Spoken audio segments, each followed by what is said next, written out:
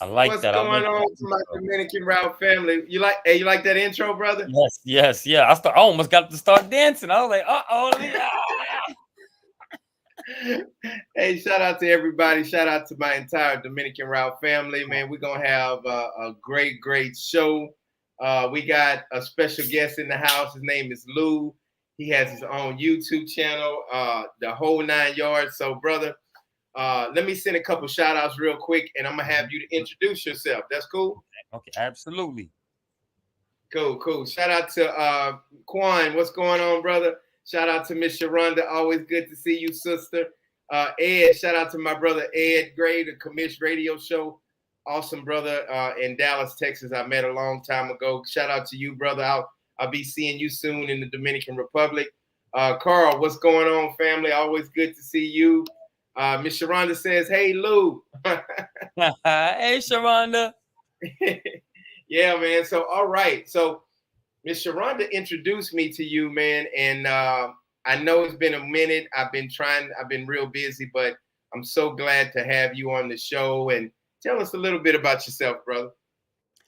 Well, greetings, everyone. My name is Lou App. From New York, Queens, New York, and I'm a traveler. I love to travel. Right now, I'm in Atlanta. I used to live in the Dominican Republic for about 6 months, half a year. And again, my thing is I love to learn. I'm a lifelong learner and I love to travel. That's awesome, man. We talked for a while with me, you, and Miss Sharonda. We talked on the phone about your health journey, man. Tell us a little bit about that. I don't know exactly where to start, but for me, the number one thing for me is I totally love and adore health. I love the benefits that come from being healthy, but it didn't just start here today. It started about 30 years ago. When I first started dibbling and dabbling with giving things up, taking different poisons and toxins and foods that don't belong into the body out of the body. And I started Right. to realize the results little by little until I got to this energetic ball of a being that you see before you. Like my energy is always sky high. My health is always good. I haven't been sick in over 10 years. So I mean, it's something that thank you, man. Like it's That's something that awesome, bro. I would not trade for anything in the world. Let me ask you this. I always go back to my. I'm not trying to make it about me, but Hmm. I've dealt with a lot of nerve damage from my assault back in 2015. You think if I start eating right and get cut, I drink beers every now and then, but you think I'll cut back? If I cut back on that stuff, you think it'll help out with my nerve damage and my bad muscle spasms? So I definitely think good health will absolutely help. Absolutely, no question. I would definitely add a few elements to that. First let's start with what you're putting in your body. You want to eat as pure as you possibly can on a daily basis, starting with fruits and vegetables. You right there in the Dominican Republic, that will absolutely help. And So then you pretty much, yeah, you pretty much saying, Coach John, you ain't got no excuse. You need to get your stuff together. You got fruits and vegetables right there in the DR. you right there. You where I'm trying to get back to. Yeah. So you definitely utilize some of the fruits that you have over there, starting with coconut water, watermelon juice, cucumber We juice, stuff talked about Wanava. Me and you talked about Wanavana yesterday. right. The Yeah. guanabana, oh my gosh, that is absolutely good for you in a lot of ways. I mean, that helps more so with fighting diseases, but with your nerves, what you want to do is just start to replenish the body. Replenish the Hmm. body as best as you can with hydration and vitamins and minerals. Then Right. spend some time in the ocean. That salt water is a Mhm. absolute healer. Try to You ever heard? I heard that before, Nikki. You ever heard that before too? Yeah, Yeah. it's good for the skin, man. That natural sea salt, right? It uh-huh. exfoliates your skin. It is great for the hair. Oh my god, it makes hair so soft. So Hmm. yeah, yep, I've heard that. I'll say this. I know a lady. She's Jamaican, Hmm. and she said that she went into the ocean every day. She was raped by three guys, and and she said her body healed faster and it cleared her mind up. She Yes. said in Jamaica, she said to cleanse your body, and after she went through that terrible ordeal by being raped by 3 guys, she said cleansing her body in the ocean really helped her out. Yeah. And I'm sure it helped cleanse her spirit and her soul as well. You know what I mean? Get that energy off and out of her. You know, you're surrounded by 3 major elements at the beach. You got the Mhm. sun, you got the air, and you got the water. Those are the 3 most powerful elements that you could possibly surround yourself around and be in it as much as possible. It helps to heal almost anything.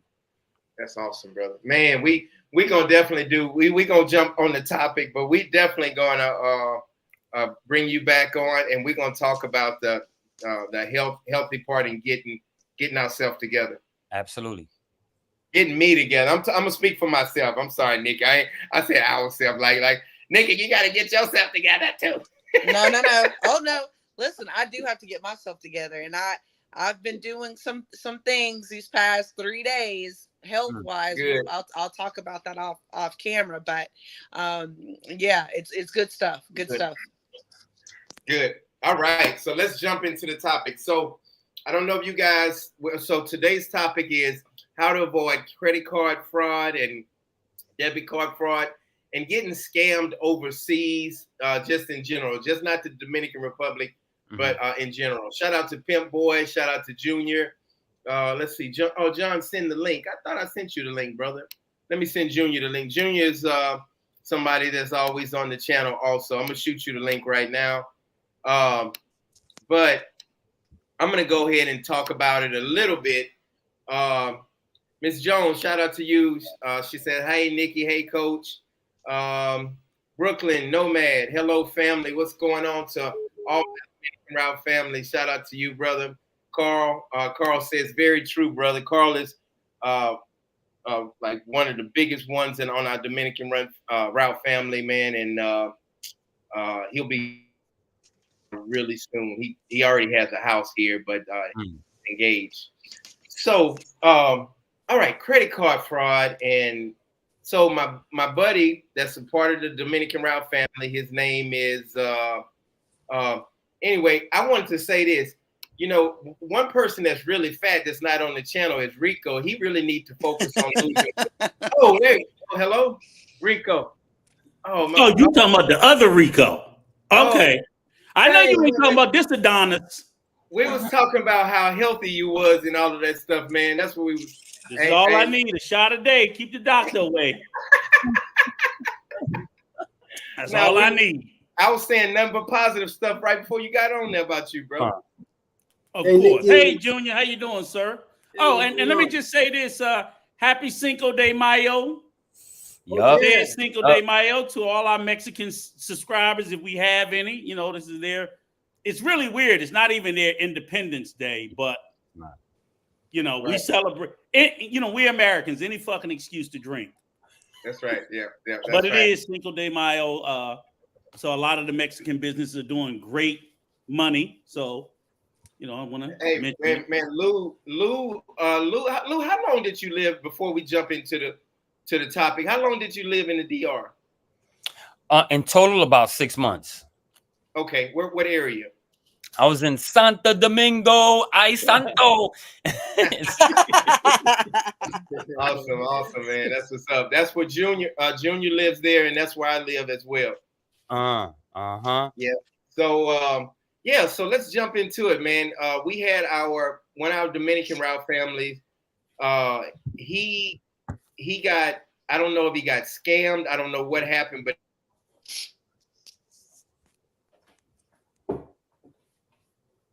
all really hustled up and just kept hitting those people at the airport and said, hey, this man needs a refund. This man needs a free fund. And his bank did not want to refund the money to him. So I'm so glad he just got his money back, but it took about 7 or 8 weeks. And his bank was like, no, everything looks like it's good. It checked out. So we had to really hit the company and let them know, like, hey, we getting ready to tell everybody that y'all stole $1,200. And then the corporate office called us back and they said, hey, we're going to straighten this out. And they got everything straight and he got his refund. But we stayed on top of him. So what y'all think about that? Was that did somebody steal some money? Was it a mistake? What you think happened with that? And that was a big company. Yeah, the company, I want to add this. That company like is technically a worldwide company, actually. So yeah. Right. It's a worldwide company, Nikki. Yeah. So I mean, how could you make, but he got a receipt for $14, but his credit card was charged $1,200. So what you think that was about, Junior, Rico? What y'all think that? I would think they manipulated the system, if anything. Yeah.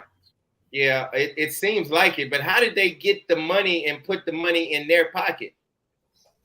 But but that's weird, though. Then that means if he got a receipt for $14, he got somebody else's receipt. Oh, because you know what I'm saying? That they may have given him a prior 14. Like, say for example, someone came into the duty free earlier, actually bought the cup and paid $14 because your receipt doesn't have your name on it, and really, it don't even have all your credit card numbers on it. It usually only have like the last 4.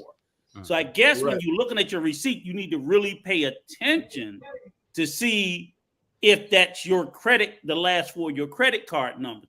Probably if he looked at that $14 receipt, that wasn't his credit card number. Someone else may have purchased that cup. Right. They gave him that receipt and then ran his for the higher amount. I never even thought about that, Rico. You a little special needs, but not always special needs. That was good. I just look stupid. But I mean, if you think about it, that is something that's like been going on in my much younger days when I used to work in retail. We ran a few scams here and there. Yep, we got you on recorder. Go ahead, keep going. Keep going. That retail operation is out of business. So they long ago, So they were stealing anyway. So they were stealing. We stole a little bit too. But people do that. If you run, a lot of times people leave their receipts behind. Do you want a receipt? Yes. No. So you pull it out and then you got it right here. So especially when they're running late. You can pull that receipt up. That's true, Nikki. And Nikki said, especially when they're running late, like you at the airport, you just trying to get your stuff and go. Yeah, I'm always saying, do you want the receipt? And I'm always telling them no. But basically, I'm leaving them my receipt to give to someone else if they wanted to, if they bought a similar item and then ran their card for a different amount. Domingo was thinking about they charged $14 and then wrote themselves a $1,200 tip on. No way in hell. that because typically now I would say this: if I was the guy, I wouldn't be with that fucking bank no more. Right. I immediately would not be with that bank anymore. I don't know what bank it is. They can go to hell. Yeah, the bank said everything looks legit and you will not be getting a refund and we will not give you a credit. I'll be done with, but I don't care what that bank says, I would be done with that bank. Period. Right. My bank don't roll like that. If I dispute a charge, the charge is to be disputed. Period. Listen, I was frustrated with that as well because, I was a part of the process of trying to help get the money back. I went to the airport, talked to these guys. I explained, all of the situation. And when I saw the paperwork that he showed John and I was furious because I'm like, whoa. How was it that they just agreed to pay this? How could they not know that there's no way that this guy 5 minutes before getting on a plane made a $1,200 purchase or whatever the exact amount was? Like, come on, man. That's ridiculous. Like, I feel like they definitely should have fought for him. And I'm like you, Rico. I think I would probably leave as well because it's like, we're the Americans here. We know the system and we know when something's weird, but because, you have sometimes where, especially your first time traveling out of the country, they'll be real quick to not let you buy stuff or get your money. You know what I mean? That the bank will stop a $2 purchase but they're sitting here letting a $1,200 purchase. Like something's not adding up. I mean, it's unprofessional. I would really be done with the bank because I've disputed charges that was like 30 days old. Right. When I look at it, I'm like, hey, I don't remember this shit. And they're like, okay, we got to do an investigation. And it typically takes about 10 days. Right. That's why I said 7-8 weeks, and you not allowing me to dispute it. Yeah, he disputed what I remember what happened. Right. He disputed it. They gave him his $1,200 back, and then they took his $1,200 back when they reviewed it, and then that's when we had to go to the I'd be done with that bank. They They reneged, right? What happened was, and I read the paperwork, like I said, and that again, that's a good reminder, John. Right. That's what pissed me off, because the writing was like, we have found no wrong charge here, no wrongdoing. And I'm like, are you guys retarded? Like, what do you mean found? Who do you have working over there? Inspector Gadget? I mean, what is happening here? Mm-hmm. Yep. Rob says when I'm gonna let Luke comment on this, but Rob says when you buy from duty free, they always ask for passports. I never knew that. Those numbers are on your paperwork. Someone in management in the airport and was involved for sure. Go ahead, Luke. I was actually gonna say similar, because I was thinking maybe they when they ran it, they took a copy of the credit card and then used it on the side for something else. You know, old school scams. You know, old school scam. Like before all the technology came out, as long as you have the numbers, you could pretty much purchase whatever you want up until they shut the credit card down. That's a good point. That's a good point. They have a picture of it also. Yeah. Take a picture of it. Yeah. That's what they do here in the gas stations. Yeah. So when you go to gas stations, always use your credit card or your debit card. Always look at that bank teller. You know, that gas station person when he's taking your card.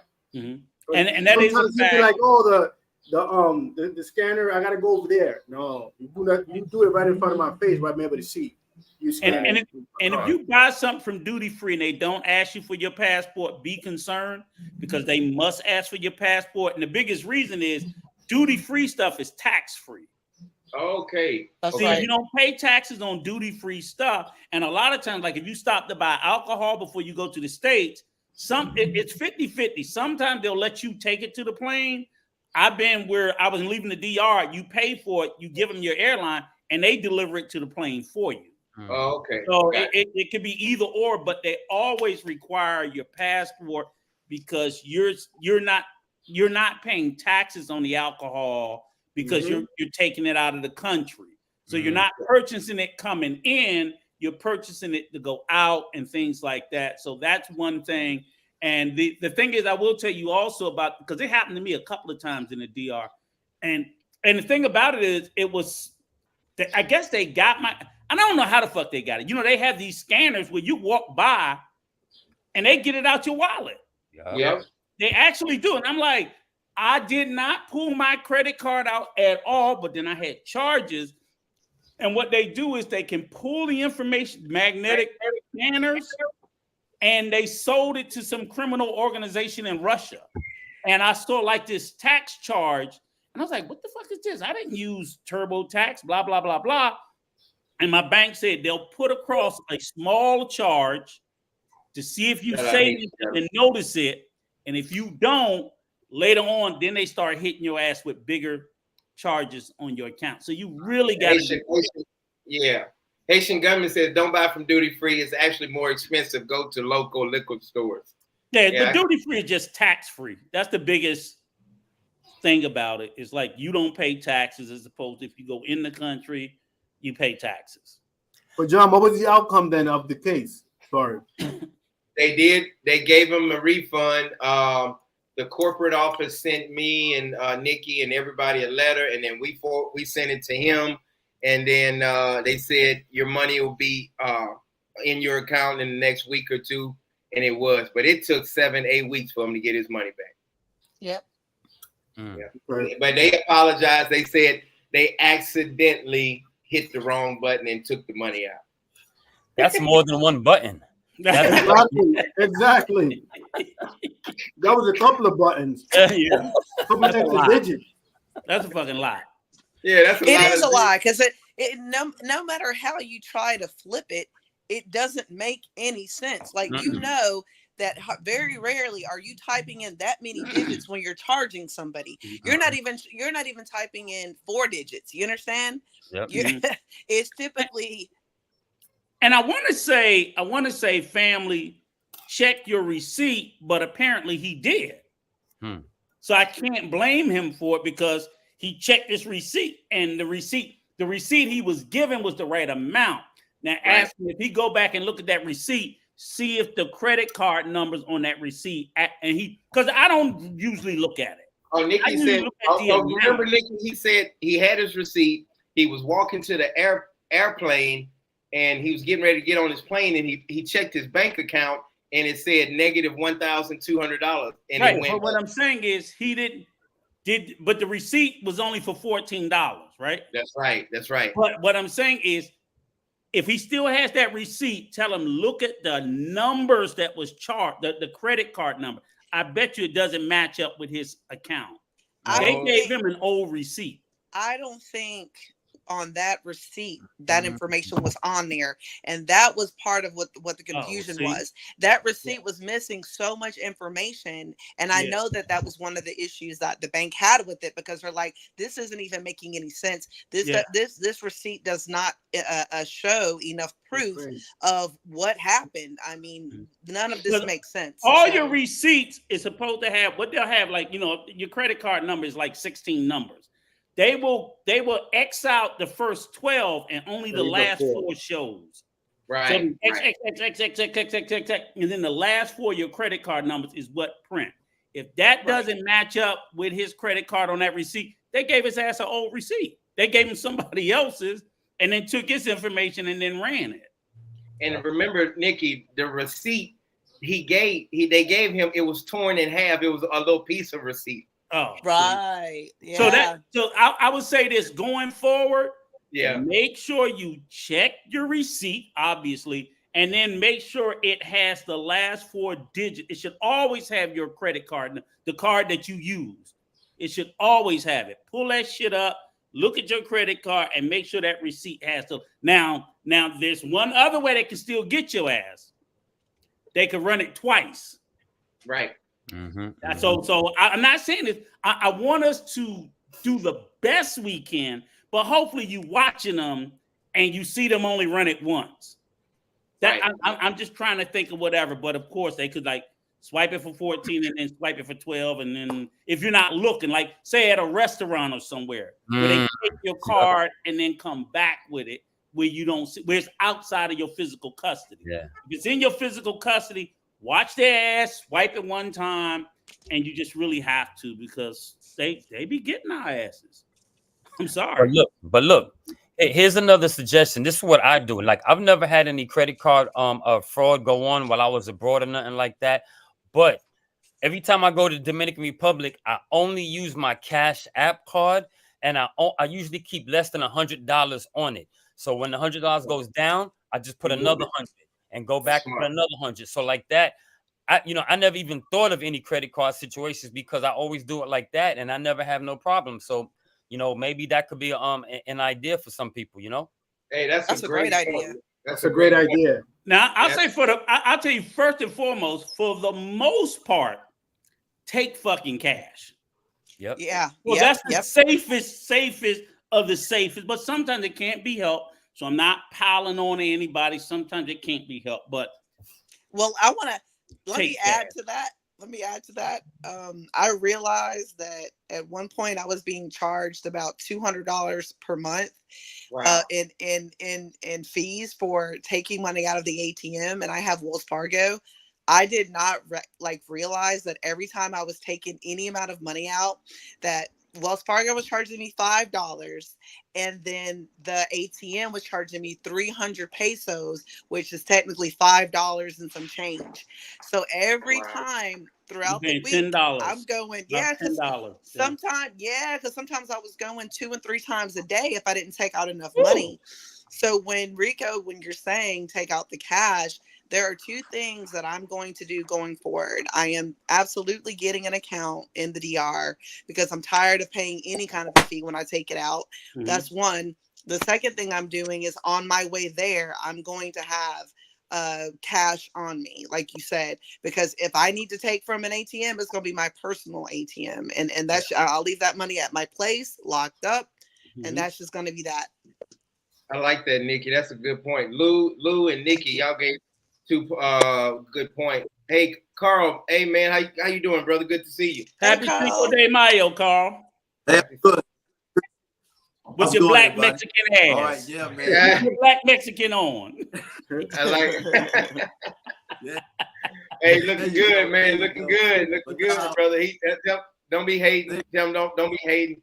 Hey, man, tell us your Carl Valdez. I'm gonna call you Carl Valdez. Carl Valdez. Right. Hey, tell us man, your story about what you went through, brother. Well, I'm gonna tell you, right. The only place I've been to ever outside the country was Dominican Republic, and I just never went anywhere else other than that until the last 3 years I started traveling. However, I never used my credit card outside the country. I did use it one time in Dominican Republic when I went to Punta Cana and got a timeshare at the Hard Rock, but that was it. But then about a couple years later or so, now I keep all my credit cards. I don't know if you guys see this before. This is touching what Rika was saying, how you got to protect your credit card because they can scan you, right? So it's good to have something like this, put all your stuff in there to protect anybody from scanning because it stops those scanning from happening. Yeah. I got to get one. So I got to get one. I got to get one. They done fucked me twice. Yeah. So anyway, long story short, someone, I don't know how this happened, and that's why it had to be an inside job. This credit card right here got a Verizon credit card. Never ever used it for. Never ever ever used it before. Never took it out the house or to travel anywhere outside the country. It always stayed here in this case. Always. Never took it out. Then one day I get this statement in the mail or alert saying that the card was charged $60 for some I can't remember what it was, something. Guess where? You never guess where at. Probably Japan, probably Nigeria or Africa somewhere. No, it was actually in the Philippines. I said Philippines. What? I never been to no Philippines. I don't know nobody in no Philippines. I don't know where they charge my credit card. I didn't get discharged. It came from the Philippines. I said, I've never been anywhere. So I got on the phone, man, and I called that bank so fast. I said, Bryson, listen, I did not make that charge. First of all, I never used the card. I never ever used it. I never even took it out. Like, how did that happen? So the only thing I can think, they can tell me, well, sir, we see it as a fraud alert, so we'll look into it. We'll investigate into it. But once they did an investigation, which took about 10 days or so, they put the money back on the card and so forth, and, dismissed me from the charges. But at the end of the day, I come to conclude that it had to be an inside job because I don't know no other way how in the world that happened. It had to be someone either as an employee at Verizon or someone just say, hey, let's just take his card and let's just charge something, whatever. I don't know. But you got to be very careful with your stuff, man. That's what I say. I recommend anybody get one of these, man, because they'll protect you from that scan or anyone if you got your cards with you. But it's just some crazy stuff out here. People doing all kind of things to get your information, man. You got to be very careful. Just to go with what Carl said, go back to Quan's comment because that's what it's called. The RFID, John, put that. That's what they use. It's radio frequency. I forgot what the ID stands for, but they literally have machines. They can walk by you past and it'll read through your purse, your wallet, your pants, everything, unless you have what Carl has, because then it can't read through that. Oh, wow. So that's what it is. It's literally, this is how good these motherfuckers are getting. And then they can steal your numbers. They can either figure out the security code or maybe they can steal that too. And what they do is, even if they don't use it in the DR, then they take all these numbers and they sell them to Nigerians and Russians, these criminal global rings who then make fake cards. They call them clone cards. They will clone your credit card and then be using, and mostly what they use it for is online. Yeah. Now they take your credit card information and they go online and they purchase shit. So even though you didn't be in the Philippines, they use it to order food, order groceries, whatever the case may be. And I mean, yours might have been an inside job because obviously you said you didn't have it where it could be scanned, but that's what they're doing. Right. You have to have that kind of wallet to protect it. But these motherfuckers are just... Where you get that wallet from, Carl? Is it Amazon? Yeah, Amazon sell them. A lot of places sell them. Office Depot, you can go to Office Depot, any place like that, they sell these things. You know, Staples, they sell them too. Yeah. Yeah, I don't know the exact name. Carl, give us the name of yours that you got. This one is called Samsonite. And you can find this. They sell these things in Home Depot, Staples, like that. You can get it and look in the travel section and you'll find them there. Okay, thank you. Yeah, because I don't have one yet. Obviously, I need to get one. They got me fucking twice. I'm telling you, they got me twice. And I know I didn't use my card. I know I didn't pull it out. But I'm like, I went somewhere and these motherfuckers scanned me again. And, but I got a good bank. So the good thing about it is my bank, a couple of days later, came back, reversed the charges and said, yeah, we get this a lot. Because it's a common occurrence. It's more common than what you think. It is. And the banks are losing billions of dollars on it. What the fuck can you do? Hey, so you keep cash in your pocket, right, Rico? I try to, but sometimes, like I said, before I go to the DR, I always take out a certain amount of cash. Mostly I take out like a lot of small bills anyway for tipping because I like to tip in them there. So I'm next time you go to the Dominican Republic in Santo Domingo, let me know so I can tell one of my partners to clip you and then we're gonna split you in half. They won't get my head. But I try to, but I sometimes obviously I can't help it. If I'm overspending at the bar, whatever, I run out of my money. Mama won't give me no more money. I gotta use my card. So then it's like it is what it is. You taking your chances. You hope you dealing with somewhere, but you don't know what these motherfuckers look like. It be women, it be men, it be kids. You don't know who doing it. Mm-hmm. So. And somebody else made a good point when they were saying, to always use a credit card instead of a debit card because it is easier to dispute that because with the debit card, you got to remember that's your money to pay your bills. Like that's real cash money. So it would be better if you're disputing that with the credit card companies and they'll fight for you. I feel like quicker and easier than the bank will. So and let me say this, Rick James, you absolutely right. Cash cannot be reimbursed if you rob. That's why I keep my scared ass in Punta Cana. So come on, I ain't gotta worry about. Come on, Rico, you gotta go out to the hood too. Come on, Come on, you gotta get out. I send you and Coach to the hood. Fuck that shit. Yeah, Rico, come to my hood. My hood is safe. Yeah, right. Okay. I'm gonna tell you. Meet me at the Punta Cana city line. But Rico wanted them uppity Negroes. Yeah, but what Rick James is saying is true. It is absolutely true, but I definitely try to use my common sense and not venture to places where that's a high risk. I only venture to places where it's a low risk of that happening. It can happen in my fucking house, but I mean, I can't mitigate 100%. But the fact of the matter is, I would say this for most of us. And if somebody robbed me, I'm gonna give up the fucking cash. I'm gonna give it up there just like I give it up here. Fuck it, I can replace the money.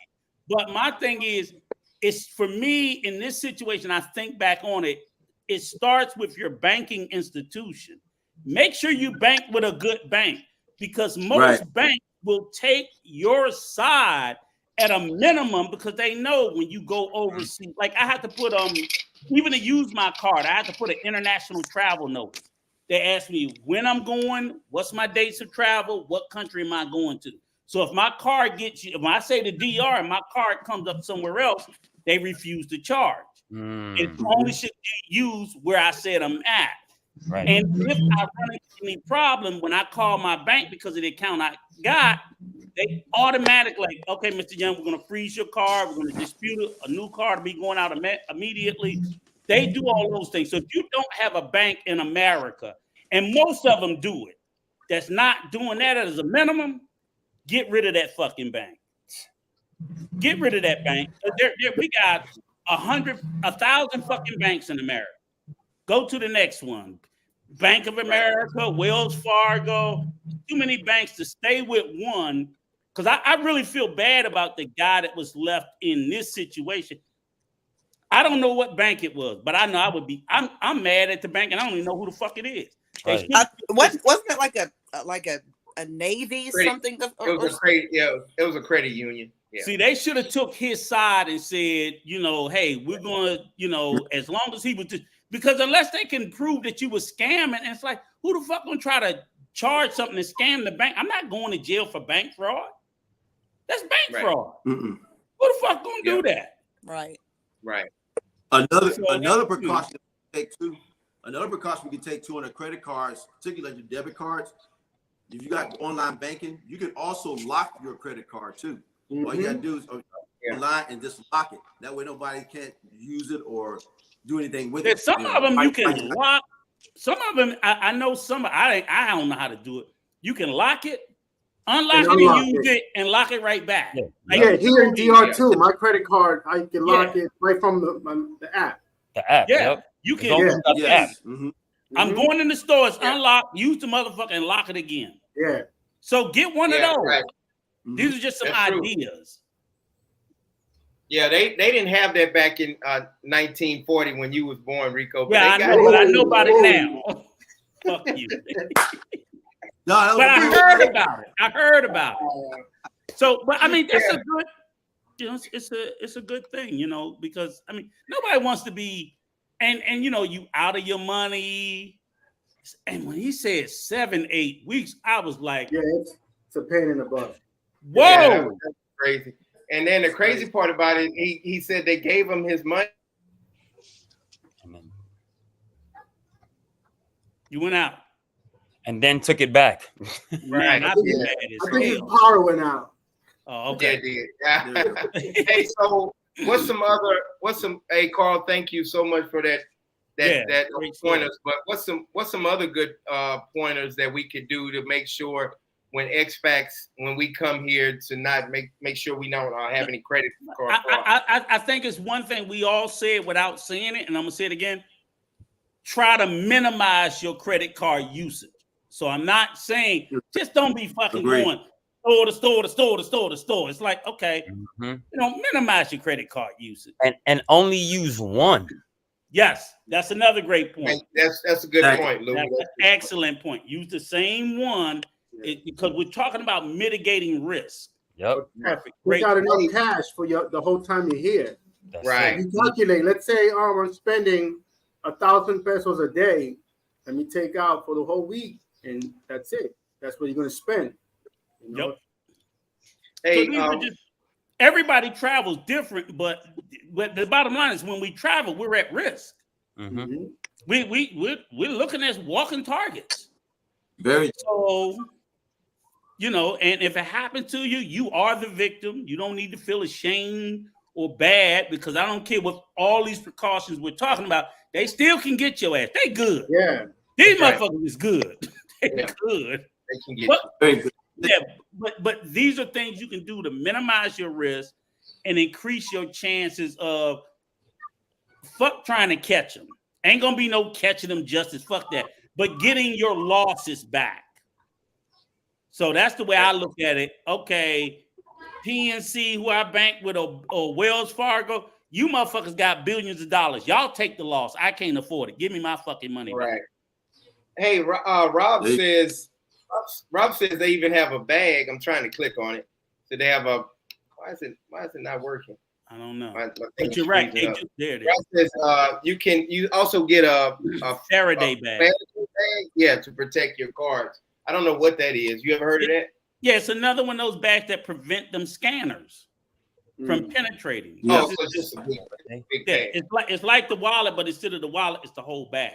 I think it has like some sort of like even before they came up with those wallets, like Carl was talking about, I think people used to be wrapping their cards in aluminum foil, shit like that. Yeah. These are things Like they're going to Mars. Yeah, well, Right. it interferes with radio frequency. Yeah, we great. The Right. NFC. And we got to realize now, all of our cards now, whether it's a debit card or a bank or a credit card, they all have chips. And these chips are radio frequency shit. Exactly. Right. Wow. You trying to block them from getting in your shit. Yeah. So what's the other ways you can get scammed in overseas when you here? No. Of course, I tell you, the restaurants, you give them the card, they take the because they did that here. And here's the thing: that's something that was. I'm here in DC. That was very big, even here in DC at one point at one of the very high-end restaurants. It was a restaurant called Morton's, right? Morton's Steakhouse, and it's like this is where all these millionaires go to eat dinner for this little nasty ass food, $500 fucking steak dinner. But what was happening was the waiters and waitresses was taking these rich white people credit card and they would go back there and swipe it, but then they would also give it to somebody and they would scan a copy. Remember, they can make clone credit. They give you your credit card back. They can clone it, make an exact duplicate of your credit card. That's crazy. They were selling, or sometimes they would just sell the numbers. Some of them are so good. All they need is the number. It's 16 digits credit card number. So the 16 digits, and then your security code. If you just wrote that shit down on a piece of paper, I go online and Amazon the fuck out. Yeah. But that's a real thing, and a lot of people went. So the same way they've even done it here in the state, because that's happened here in the state. They tend to go after people with high credit balances, and you a millionaire, you don't notice somebody ordered some shit for $300 on Amazon. I'm gonna notice, and you gonna notice. But a millionaire, that's a $10 charge to him.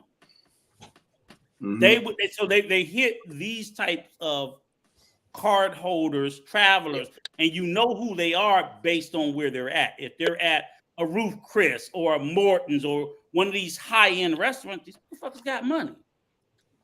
Still, I wanted to just add quickly, another little tip is when you're out at a restaurant or you're out at a swimming pool or anywhere that you're paying cash for something. I had it happen to me one time where I was out with my fiance and I was trying to be, culturally nice or like, oh, okay, whatever. And this was like my first time, not my first time, but like my second or third time over there. And the guy took my money and held it for like an hour. And I'm like, how long do I need to wait for my freaking change? And my fiance kept telling me, oh, don't worry about it. Just leave it alone. And I was like, nah, because you didn't pay for it and you don't have any money. So we're not doing that. Let me go get my money.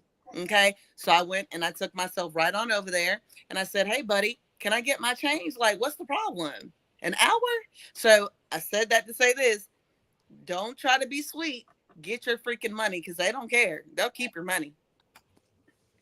Oh yeah, they will. So that's what they tried to do. They just tried to keep it so you can just forget about it. Yep. Because they could see him telling me, just leave it alone. They saw him doing that. Right. They get me like that all the time in the DR. They just slow coming back with my change. Yes. I'm like, fuck it. I mean, they just be slow with it.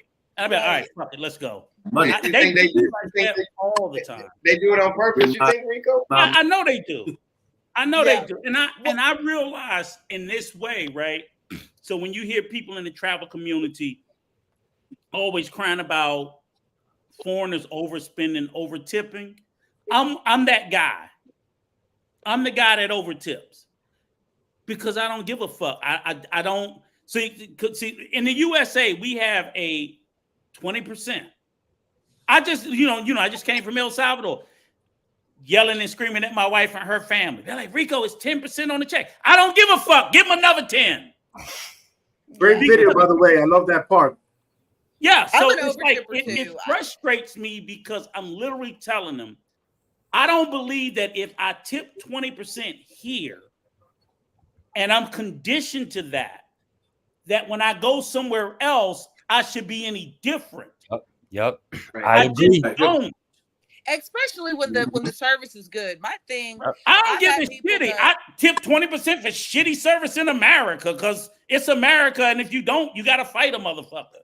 You know, in America, they expect 20% because we don't pay them. And I'm like, so I'm already like a someone. And you know what the biggest reason is?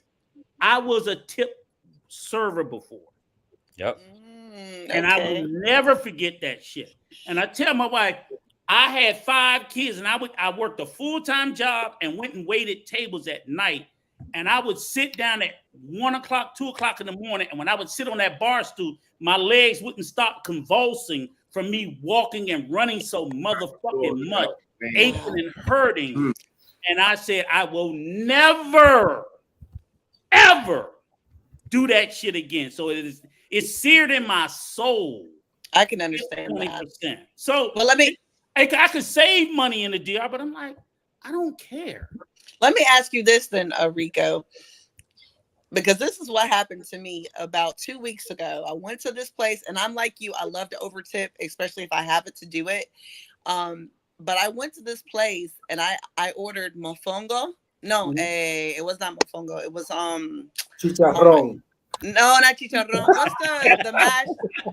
What's the mashed plantains that look like mashed potatoes? Mango. Mango. I ordered mango. Okay.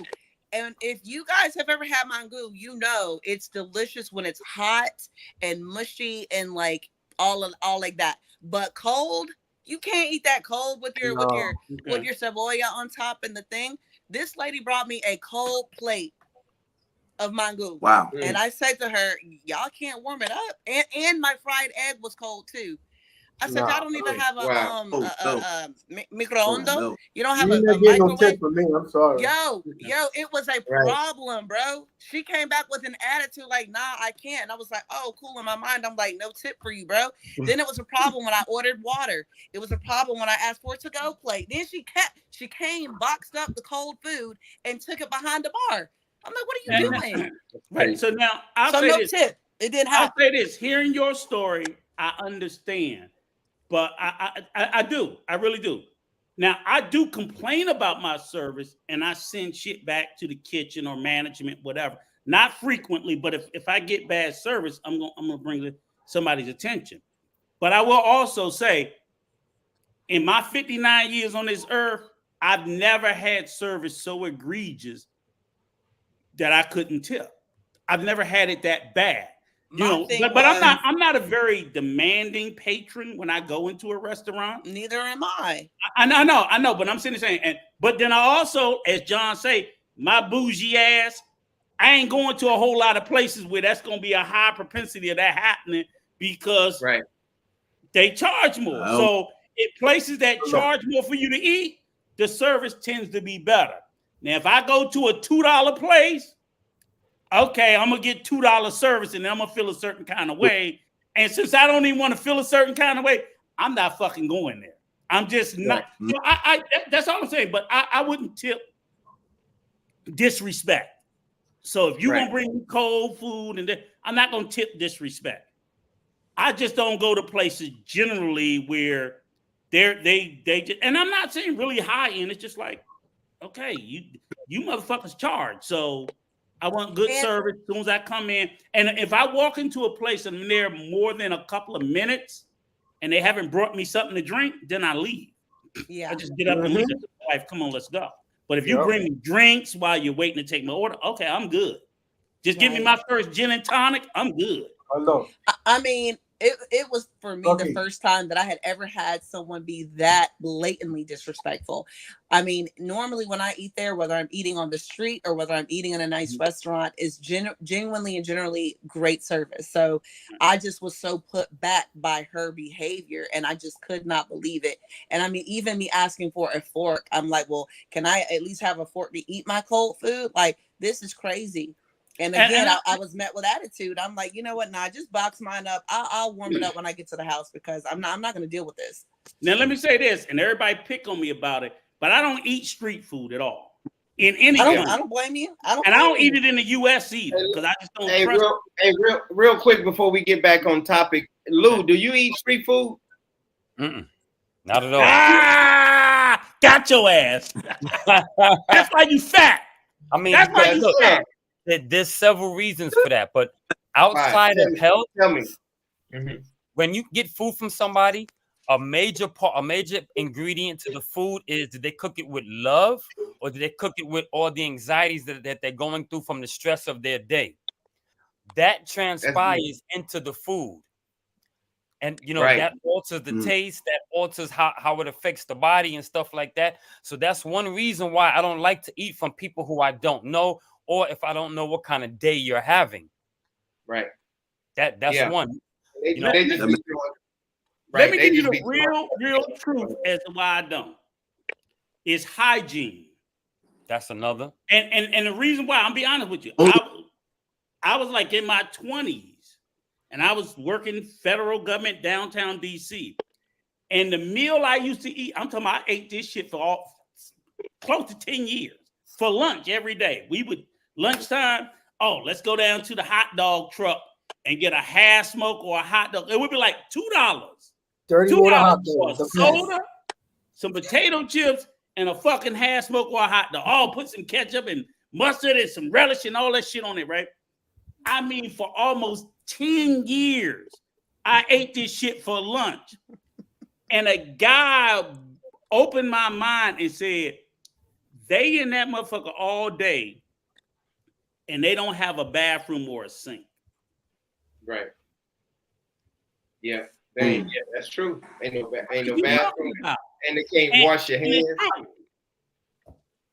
Not to mention, sometimes, like for example, I like from 10 years I've been eating this shit. Oh God, I'm gonna die. Let's say Lou. Yeah, no, I'm gonna say, not to mention, like I like to eat fish when I'm in Boca Chica, when I'm in the Dominican Republic, because it's a lot fresher there than it is here. But most of the places that you go to, there's 1,000 flies buzzing over the food. Yeah. And every time they land, they defecate, right? And vomit and lick on it. It's like, can you imagine all of that combined? And I'm not all saying of them doing it at the same time.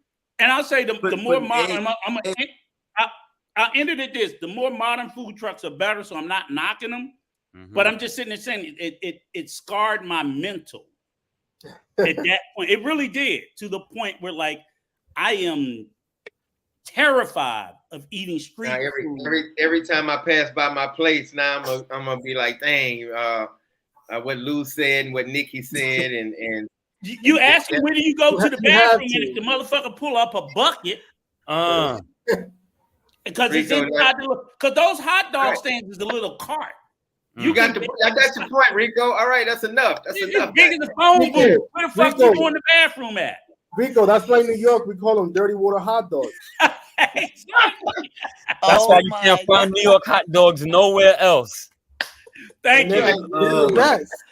And I just be like, they good. They good.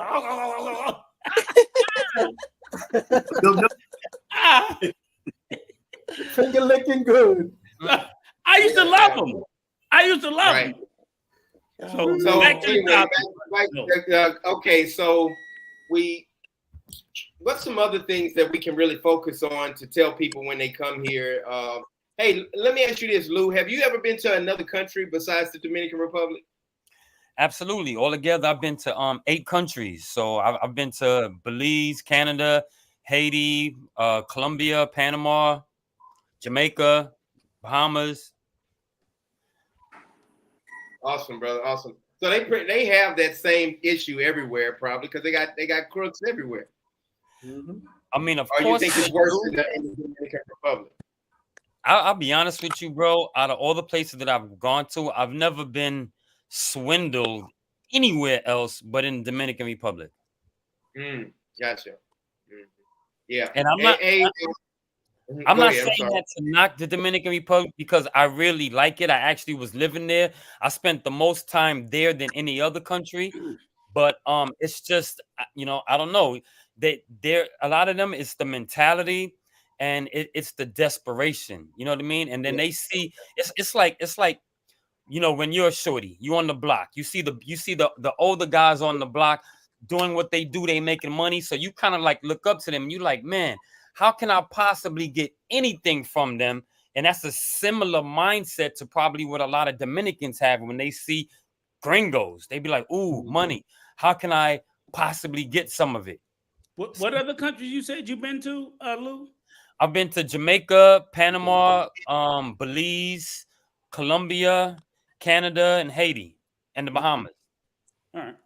I do know the credit card stuff happen in other countries as well. Of course. But it is, it may be high in the DR, but wait a minute now. You got a Dominican on the panel now. Hey Junior, how you feel about them talking about serious. I'm the type of person, when you're telling the truth, I stay in the cut because I agree with them. It's true. You gotta understand, listen. This is what I say to a lot of Dominicans. If y'all put your mind to certain things, this will be a great nation. But what a lot of them do, they want to do illegal stuff. Yep. And they mess things up. Yep. Like I said, this is my country, but starting from the government and down, it's corrupt. Yeah. And I always say too is that this is not, what I told somebody the other day, and KM123, I know your little faggot ass somewhere watching, ready to dub and copy us. Fuck you. I hate that because he always try to take your words and twist it out. Right. Again, anything I say about the DR, the same thing I say about El Salvador, same thing I say about Costa Rica, anywhere I've ever been, it's like nowhere is a monolith. Just like African Americans, we're not a monolith. We all do not think the same, behave the same, act the same. Okay. Mm-hmm. Dominicans are not a monolith. All Dominicans do not feel the same way, think the same way, this, that, whatever. Yep. So no one Dominican can tell me, because every time I'm at the island, I listen to different Dominicans and I'm like, oh no, they tell me totally different shit. Yeah. Totally. Now this one might say agree with, even like you say, like I'm like Junior says something different. Manuel says something different. My builder I'm like, they're not a monolith. They're not all of one mind and think it depends on what your circumstance is. Yeah. Some Dominicans are very educated, very well off, very wealthy. They think like motherfuckers with money in the US.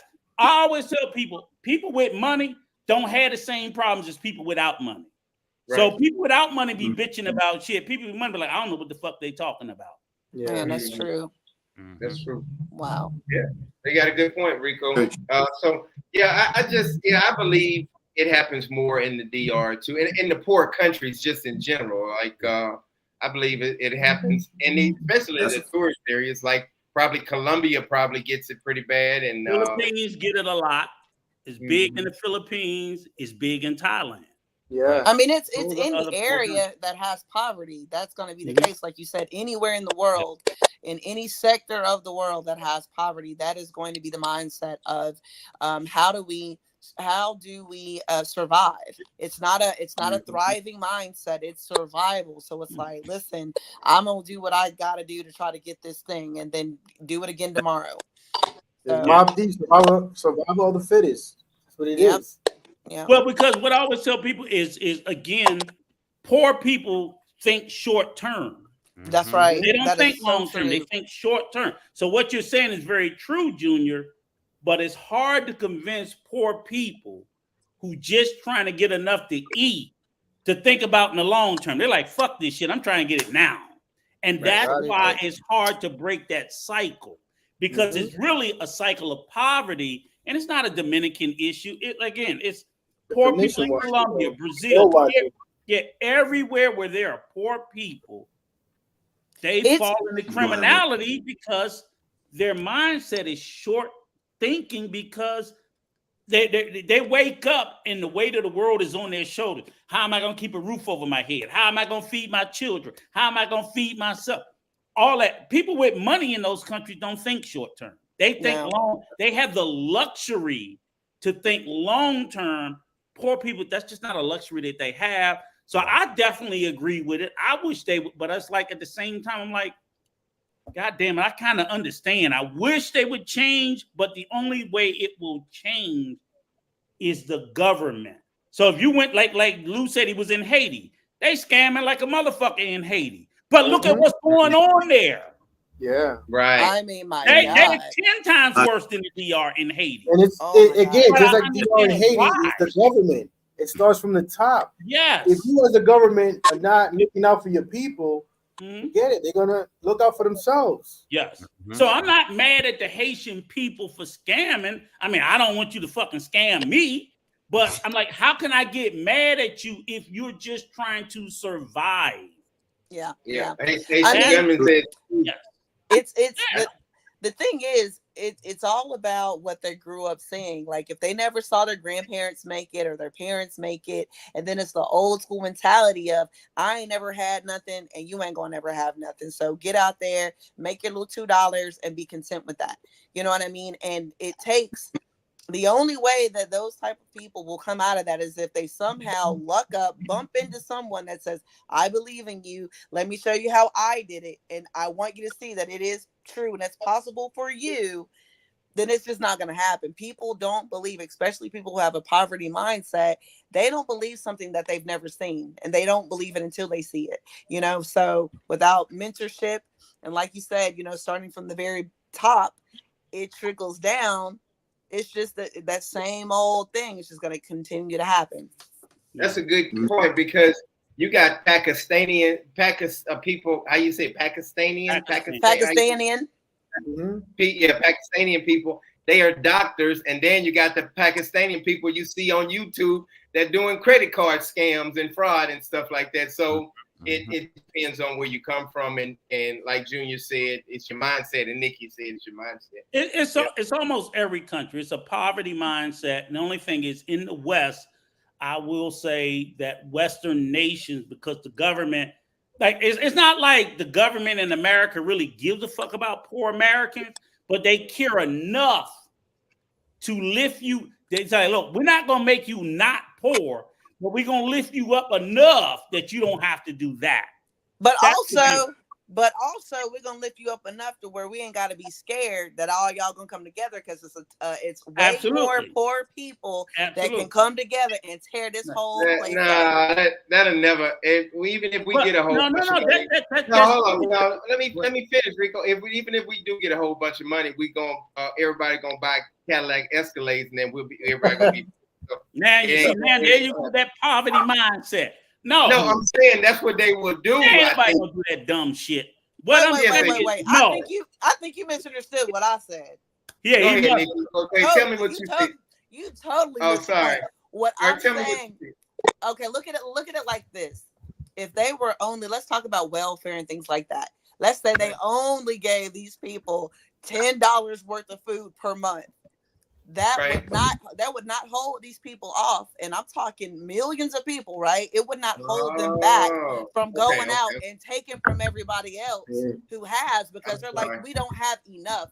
So when Rico was saying we give them just enough, that's what he's meaning by that. Just enough to keep them, in their place, so we don't have to deal with them. Long as y'all stay over there, keep that poor stuff there. Don't touch our rich stuff.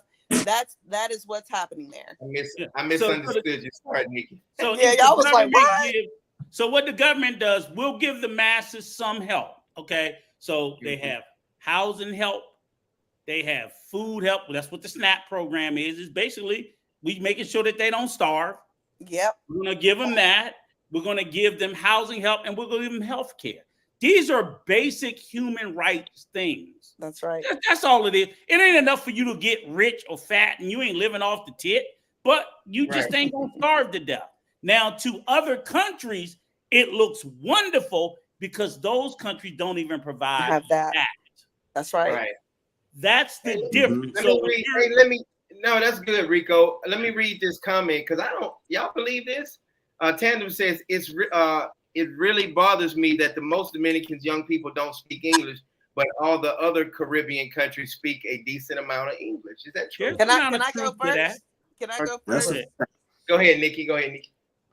No disrespect, Tandem, but my first thought would be that it's not necessarily their job to learn English. They don't have to. Now, would it benefit them? Of course, but it's not something that they have to do. And I think that that's a really American like mindset to have. Like everyone should be speaking our language because we're the best in the world. That's how it feels to me. Like I said, would it benefit them? Of course, that would be awesome, and I think that they should learn it. However, I don't think it's like a prerequisite for their life. I disagree a little bit. Uh-oh. And I'll tell you why.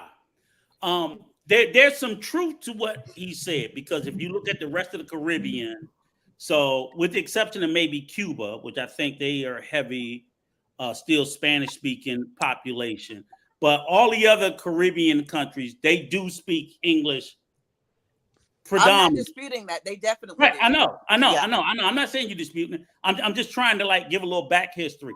And the only reason why I say this, like I told somebody the other day, which is why me and John are so fucking illiterate and stupid on learning Spanish, is literally because the most spoken language in the world is English.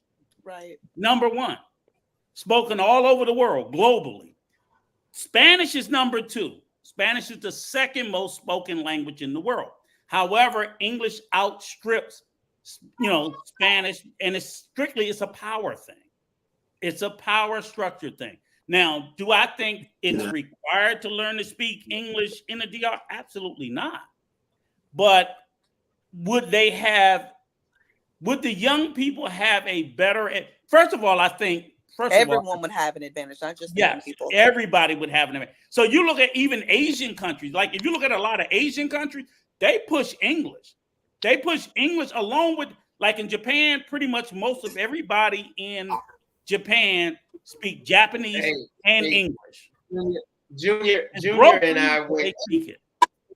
Go ahead, Junior took me and Dominga to the Chinatown. We went to Chinatown. Yeah, how old was that boy? He knew what, 4 or 5 different languages? Mm-hmm. Yeah, he had to be no more. He was Chinese?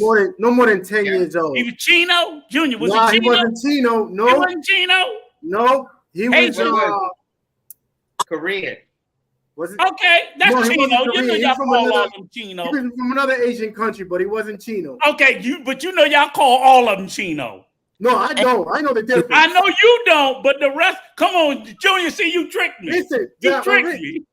Rico, you gotta understand, just like I was telling John today, if you're in Chinatown around all Chinos, you're a Chino too. Thank you. That's what I said. Junior, you tricked me. Yeah, because you for real now. So wait just a minute. You know Dominicans call all Asian Chinos. All of them. All of them. All of them. I don't care where they from. Chino. Yep. Well, I was gonna say something about the English. Mm-hmm. Now, I want to say 20 years ago, like I said, I've only been back in DR going on 7 years, but I've known back then it wasn't like in schools, but now is a requirement for young kids to learn English, and especially now that you could be 16 years old to work in a call center. So a lot of kids are learning on their own to learn English to make, a better income, so they push themselves to learn English. I know, a buddy of mine, a Haitian kid, he learned English here watching TV, listening to videos, Mm-hmm. And I asked him, I was like, yo, wait, you ever lived in the States? He was like, nope. I was raised here in DR and I learned English on my own, right. So. Well, let me ask you a question, because you said something about the schooling, and I didn't even know this even about my wife's country, because I was like, God damn, this shows you how unaware and detached Americans are. Because as old as I am, I've always grown up where, like, in America, your ass went to school or your parents went to jail, period. Mm-hmm. Yeah. But I didn't realize, like, same way my wife from El Salvador and the DR, and I didn't know. And it was like, oh, no, school's not mandatory. So a lot of kids don't go to school. And I didn't know that. So I was like, are you fucking serious? So, like, in America, after the kid turns 5, you got to have him in school, or you better be homeschooling them or something. Yeah. What about Lou? Lou, do you have anything to do with? Are you going to China or Japan or something soon or something? Seems like somebody told me that. I mean, what I'm trying to do is set something up for next year. I'm not exactly sure. I'm not exactly sure when yet. I will definitely keep you in the loop in case you want to go. But no, this brother right here, Jay, I just brought up. I think you guys need to link up because he talks about that a lot. What's up, Jay? Hey, Jay. Yeah, it's going, Jay. Can y'all hear me? Yeah. Where you talking about going, Lou? Huh? Where you trying to go? Sometime next year. I don't have a date where? yet. To like Japan, the other side. Really, just somewhere Asian-ish. You know what I mean? Yeah. So you haven't decided where, but you want to go somewhere in Asia. Could be now Japan, Jay, could be the Filipino. Jay knows a whole bunch on it. Go ahead, Jay. Yeah, to the brother who said about Japan. What's your name, brother? My name is Luap. Luap, what's up? Nice to meet you, man. Listen, Nice to meet you, Jay. Okay, you're going to plan to go to Japan. Okay, first of all, congratulations. I'm glad you're going over there. If you have time, link up with me. I want to tell you more stuff that you will probably need to know. Okay. Just to be on the safe side. But overall, if you're going to Japan, what you want to do is make sure you have everything. That's number one.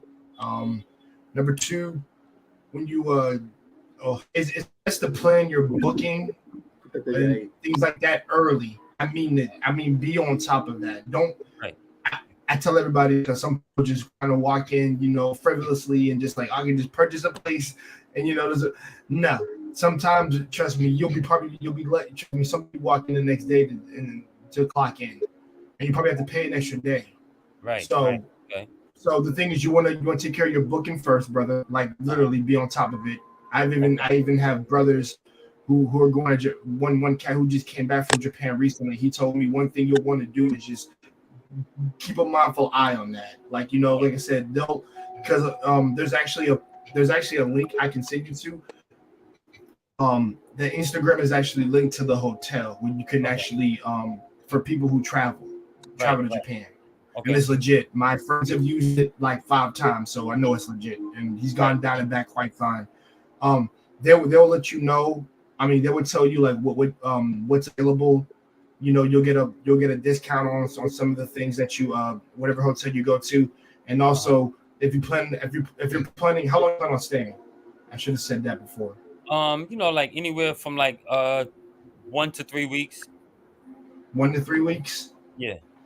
You probably want to do 3 weeks, honestly. But that's it. That's your plan if you want to do that. I would say just because because if you want to like really immerse yourself in culture and really get to see what's around there, you want to be there longer than a week. I promise you, a week ain't enough. You would need like 3 weeks at least. Exactly. Actually, I'll keep it with all y'all. Bare minimum a month. Bare minimum, but so, 3 weeks is good, brother. Jay, what's the time slot for an American to be over there without needing a visa? 90 days. 90? Okay. 90. Thank you for asking me right away. I was going to get right to that. I said for your visa or whatever, if you're planning, if you're just for traveling, it's only 90 days. But if you have a work visa or anything like that, you stay longer, which is what I'm planning on getting basically because I plan on being the English teacher over there. So that's my whole thing. That's awesome that y'all go in the private chat and make sure y'all exchange each other's number on WhatsApp because that'd be great. No, definitely. But I wanted to touch up on what the cats were saying about you when you got to learn certain languages. Go ahead. Mm-hmm. I promise you that. Listen, everybody on this panel who's talking about you need to learn a language, all y'all are correct. None of y'all are naive. Thank God none of y'all are naive. Thank God. All y'all have to learn the language. I don't care how little or how advanced it needs to be.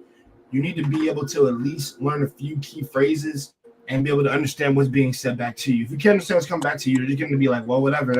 I'm just going to walk into random stuff. You don't want that to happen. I've been forcing myself. I'm not a fast learner. I'm a slow learner. But since I've been here, I have really. I'm proud of myself. I pat myself on the back and I say, hey, what you pat yourself on the back for? Because your ass is extra slow. We all know that. Well, shut up, man. They don't laugh at that. What you give yourself a pat on the back for being in last place? Well, your ass got a helmet right next to me, bastard. That's all right, but I know where I'm at. So sit your stupid ass back here with me. So, but anyway, Jay, you're right. You really do have to, when you pick up the language, and it's a respect thing, because Nikki talked about it too. It's a respect thing. Like, man, they see you really trying, to learn, and you saying some words. You sound like a Mexican at Home Depot, but you really get putting some stuff together. I be saying words, and I be. And they do like this. But here's the truth of the matter, right? Me and Coach, we both lazy. But what I realize is that I do realize, like, I do myself a disservice by not learning the language. So in other words, what I don't do is I don't complain when they treat me like a gringo because I know I'm fucking acting like one. I just don't. So everybody else get upset. Oh, they fucking gringo me. I'm like, let me get my wallet. I just don't. I have zero pushback because until I know I've reached a place of immersing myself into the culture and the language, I can't complain. I just, to me, I have sense enough to know that I go and expect to get charged more because I'm acting like a fucking gringo. So pay like one. Right. But if you learn the language, Carl, go ahead, brother. You about to say something, Carl? Go ahead, brother. Carl. No, I'm just saying with regards to the language, I'm the same way with you two guys too. We go, John, picking the language we up. Struggle. Right, we struggle with it. But like you said, man, you're right. You gotta, as Dave said, you gotta put forth the effort. Yeah. Are you going? Go ahead, Nick. Go ahead, Nikki. I wonder if the common denominator perhaps is that you guys are males, because I feel like women. You trying to say males are slow? Nah, not even. When I'm saying that. Little bit. I mean, but my point is that most women are very big on clear communication. Like me, I will lose my mind if I feel like I'm not communicating clearly with my partner. And I feel like men, sometimes y'all are just kind of like, oh, well, we don't necessarily have to communicate that well. Just as long as stuff. Well, it might be, Nikki. I will say this. You got a point, and I'll say this. We're lazy communicators.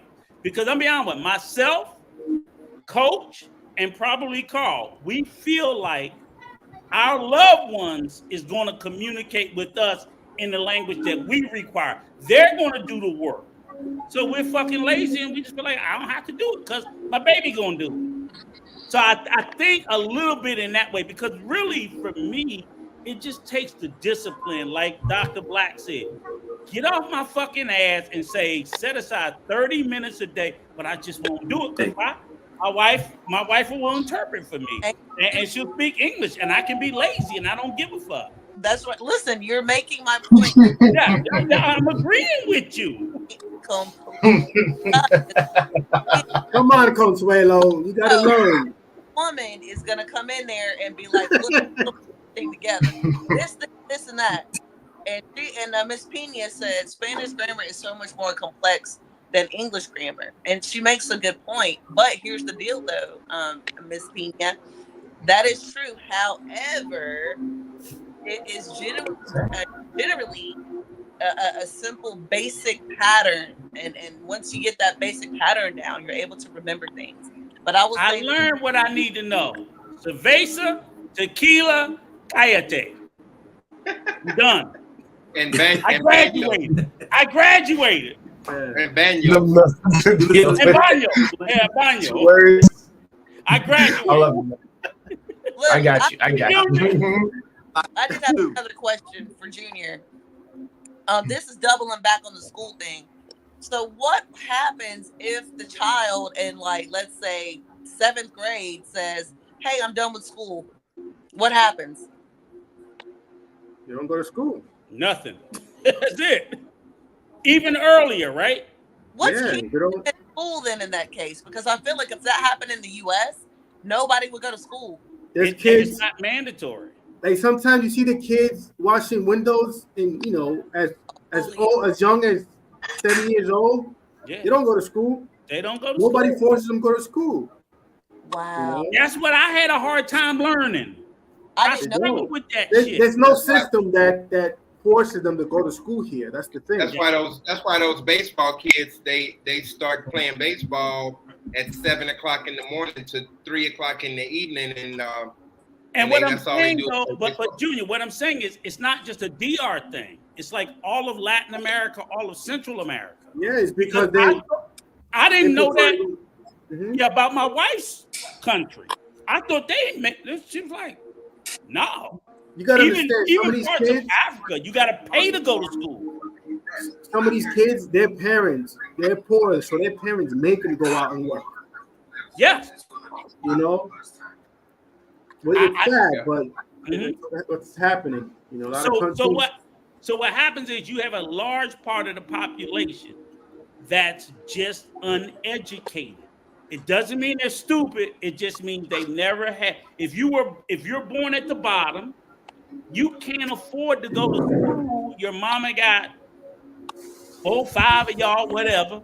Ain't no daddy around. We got to get it out the fucking mud. So if you old enough to go steal, beg, hustle, borrow, whatever, you got to do it. And school there's no government structure that's going to say you got to go to school. And that is not a Dominican thing. Right. That's in Africa. That's in large parts of Asia, whether you're in the Philippines, Thailand, whatever. That's poor countries around the globe. Right. Mm-hmm. It just Yep. Carl, have you noticed a lot of kids when you're here? A lot of kids are on the street. Have I noticed? Yeah, I've seen quite a few. When I come, I've seen a lot of. Yeah, like man, and it's during school hours, and they should be in school. But it doesn't happen in Puerto Rico because Puerto Rico is that's the U.S. That's the U.S. Right. That's the U.S. They lock your ass up if you don't send kids to school in Puerto Rico.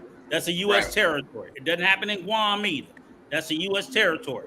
Outside of the West, you don't have to send your kids to school, period. Mm-hmm. Yep. And it's not just Latin America. It's Africa. It's Asia. So again, people are trying to clip my shit up. I'm saying this is a global thing. And as Americans, we forget there are certain things that's normalized to us that it's like, I had a hard time still. I was like, God damn, these kids don't, because those countries, they just, I don't know why. I don't know why. They just don't. Right. Hey Lou, do you know any Spanish? Claro que sí. Claro. ¿Qué lo que? ¿Qué tú quieres yo dice? You guys need to take after Lou. Now, I mean, because see, look, I was just thinking it, right? Basically, the more water, the more oxygen, and the more nutrients you have in your brain, the better it's going to work for you. The better it's going to be at retaining new information or whatever information. It's not so much the older to get, it's the older you let yourself become by putting toxins inside of the body. It feels like you're talking directly to me. You throwing shots at me, Lou. If I was just bob and weave. He too slow for that. That's good, brother. I like that. I like that. Slow. Yeah.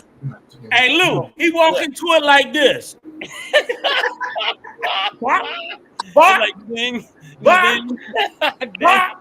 I keep getting hit. Stop hitting me. Stop hitting me. No, that makes sense. I'm sorry. Go ahead, brother. Yeah, you're right. Because look, I've been on both sides of the gate, right? So I can definitely tell you what it feels like to be on both sides of the gate. When I used to eat whatever, I was getting very bad grades. I even failed 4th grade, right? And this is as a youth. I never carried books. I never even wanted to read. But as soon as I cleaned up what I put in my system, I started getting A's and B's almost overnight. instead of me copying off of people, they were copying off of me now. You know, and then I was always walking around with a book. I became a nerd, you know, and that's because of the body and how the body was cleansed. I all of a sudden was cleansed. You know what I'm saying? Like, I didn't want to be a nerd in New York City, but when I cleaned up my body, it was just like, wow, everything, all my antennas was just sharper. You know, my eyesight got better, my hearing got better, my taste buds enhanced, everything, my intuition got sharper. You know what I mean? It's all about the level of toxicity you have in your body. Hey, Luke, can I ask you a question? Where are you at now? Right now, I'm on a plane. No, I mean, what are you in the U.S.? I don't want. That's some good self service. Yeah. What country are you in at the moment? I'm in Estados Unidos, United States. Oh, okay. No, because what I wanted to ask you was because, like, you seem like a well-traveled man, and I know for me, what I try to do whenever I do travel. Somebody got some music up. Turn it down just a little bit. Whoever got Okay. So whenever I try to travel, I try to absorb, because I hear you talking about like what you put in your body and whatever. So of course I put a bunch of shit in my body. But what I try to do when I go to places, I try to absorb experiences of where I'm at. Right. So like different places. So like which folks on the channel would know, maybe you don't know. I just got back from El Salvador like 10 days ago. When I was there, had a wonderful time. But it was kind of like, for all the years I've been going there, every time I go there, it's just like, wow, you know, how the people are. It's just like I absorb things. Every time I go to the DR, it feels different than when I'm currently here in the United States. But when I go to the DR, I absorb sort of like an energy of the place. I don't think it comes from the people. No. Maybe it does. Maybe the people are a part of it, but I just think it's like where I'm at. So that's why I was asking you where you were at, because I want to try to tell people, like, I have a lot of disdain for certain types of travelers, the sorry fucking passport bros or whatever the case may be, or people claim certain ideology. But I'm a big proponent of travel. Yes. I want every person of color to travel the whole fucking globe. Amen, but I want brother. you to travel the right way with the right mindset. And like Dave always talks about Japan. He will absorb Japan because he's open to it. I think most travelers, if you're traveling like for women or just it's like, I'm like, you're not going to get what you need to get out of the place. The full experience. You're not going to get. You're not allowing yourself to be open to because when I go to like everybody know, like in 15 days I'll be in Europe. Never been to Europe. Right. I have to open myself up to experiencing it, and not saying, "Oh, well, I'm over there for bitches and hoes or this, that." No. I've never been. I don't know what the fuck is over there. Open yourself up. And that's what I want people to do. And that's why I was asking you, because like the places you go, when you were talking about going to Asia, and the whole, what you put in your body, not just what you put in your body, what you put in your mind. What you surround yourself around as well. Yes. So you surround yourself and then open your mind. And when you go, it's like, oh, this is what they're speaking. So when I hear somebody speak German, that's what they speak. I'm not gonna know what the fuck that shit feels like, but I want to be open to that first time experience when someone says "Sprechen Sie Deutsch" or whatever, a real German person, not from a movie. Like, what the fuck did it make you feel like? Eins, zwei, drei. Yeah, you know, that's real shit. We've so watered down with these YouTube channels, and all they talk about is ass and titties and women, and let me go get some women, and it's so frustrating. And I'm glad I was. Oh, brother, he went out. That's God. Against. But what I'm saying, the good thing about it is that that's God. Listen, you need to listen. What I'm saying is that why is Rico up past? wherever you go, whoever you are, just listen to that experience. And I wish I had the money to send every black person in America somewhere. I think we would be better. Yep. I do. I don't want us to go over there with the toxicity that we have. Just go and be open. And I want to send every Dominican somewhere. Don't go with your beliefs. Go and just be open. And I just think global travel is a beautiful thing. But I just think, Americans, that we're called the ugly. You know why we're called the ugly Americans? Because we take the bullshit with us. And everywhere we land, we bring that bullshit with us. We don't listen, and that's why people reject us. Hey, brother Rico. Rico said something brilliant. I love it. Don't disagree. That's deep. Hey, brother Rico. That's deep. Can I say this, Rico? Hey, while we got all 7 of us on this panel, I agree with what you just said. Why can't we start like an organization to where we help people to travel to other places? I don't know the exactness of how we could do that yet, but we could come together and maybe start with 1 trip a year or something like that, and collect funds to distribute to a certain location that we could take maybe 10 to 20 to 30 different people to a new country or a new island or just something so they can experience something different. That's a good idea. I mean, that's not a bad idea. Yeah. I just think I'll always say, because I know everybody can't come on the ship, and I get that. And I'm not having a negative mindset when it comes to that. But certain people are open to certain things. And like I said, and I got to say this. Majority of the black men, and I'm going to say it, never know what it's like, never looked outside of America. Let's just keep it buck. Yep. That's where that fear is like, I don't want to go over there. Like for example, my mother was horrified. Like, wait, you want to go to Japan, sweetheart? I'm like, yes, I do, Mom. I know what I want to go for. And she was like, oh, no, Mom. I got military buddies over there. That's not like you haven't. And what that is from news you hear outside of America, because you felt like America is the safest place. But that's still, you know what that is? That is indoctrination fear. And I don't like that. Because if that's the case, well, you should only stay ever in America and you should never go anywhere else. That I don't like mindsets like that. That's dangerous. It's like because it's like just stay in the house and never come out. No one will ever hurt you. That is murder if you still walk through your door. So. Great point. Best place on the planet. It's not.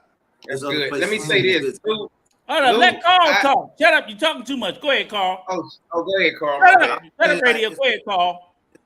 That's best, like Jay said, to get out and get out that mindset, because America has this mentality on us that we can't go nowhere else. Only here in America, stay in America. Don't step outside because you're not going to experience what, this is the greatest place, which is not the greatest place.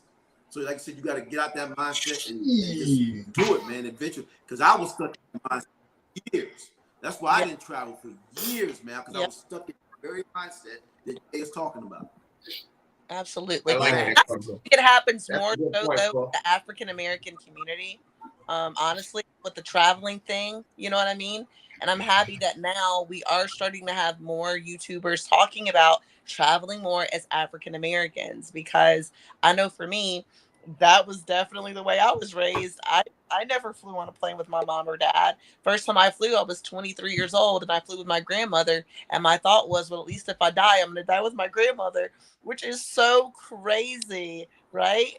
And here I am, 20 years later, and I've flown at this point, I don't know, in the last year, like 10 times, because I had to let go of the fear and live my life. So, Jay, kudos to you, man. Like I said, you made such a great point. And I did want to ask a question about the first time that you decided to go to travel to an Asian place. Like, what sparked that? What sparked that curiosity? He hasn't been yet, but he's going. It's happening this year. I plan on going. You want to ask somebody that's been? You want to ask somebody that's been? I was about 21. I know Jay hasn't been yet. Go ahead, Rico. Go ahead. Hold on. I'll answer a question, but I will let Rico go ahead. I want you to get your explanation. And I'll just say this. Maybe 20 or 21 when I went. I was in the military, so now I wasn't doing it on my dime. I did my first 3 years in the Army, and I had re-enlisted, and I specifically requested to go to Korea. I had never been. I had a sergeant that came into my unit that told me about it, and he just made me interested in it. And I wanted to get, I was in a Green Beret unit, and I said, like, I got to get away from these crazy motherfuckers. These motherfuckers trying to kill me, right? Because they were so hard. They were hard as a motherfucker. I swear to God, oh God. And I was up, where I was up north in the snow. So we were doing all this snow training.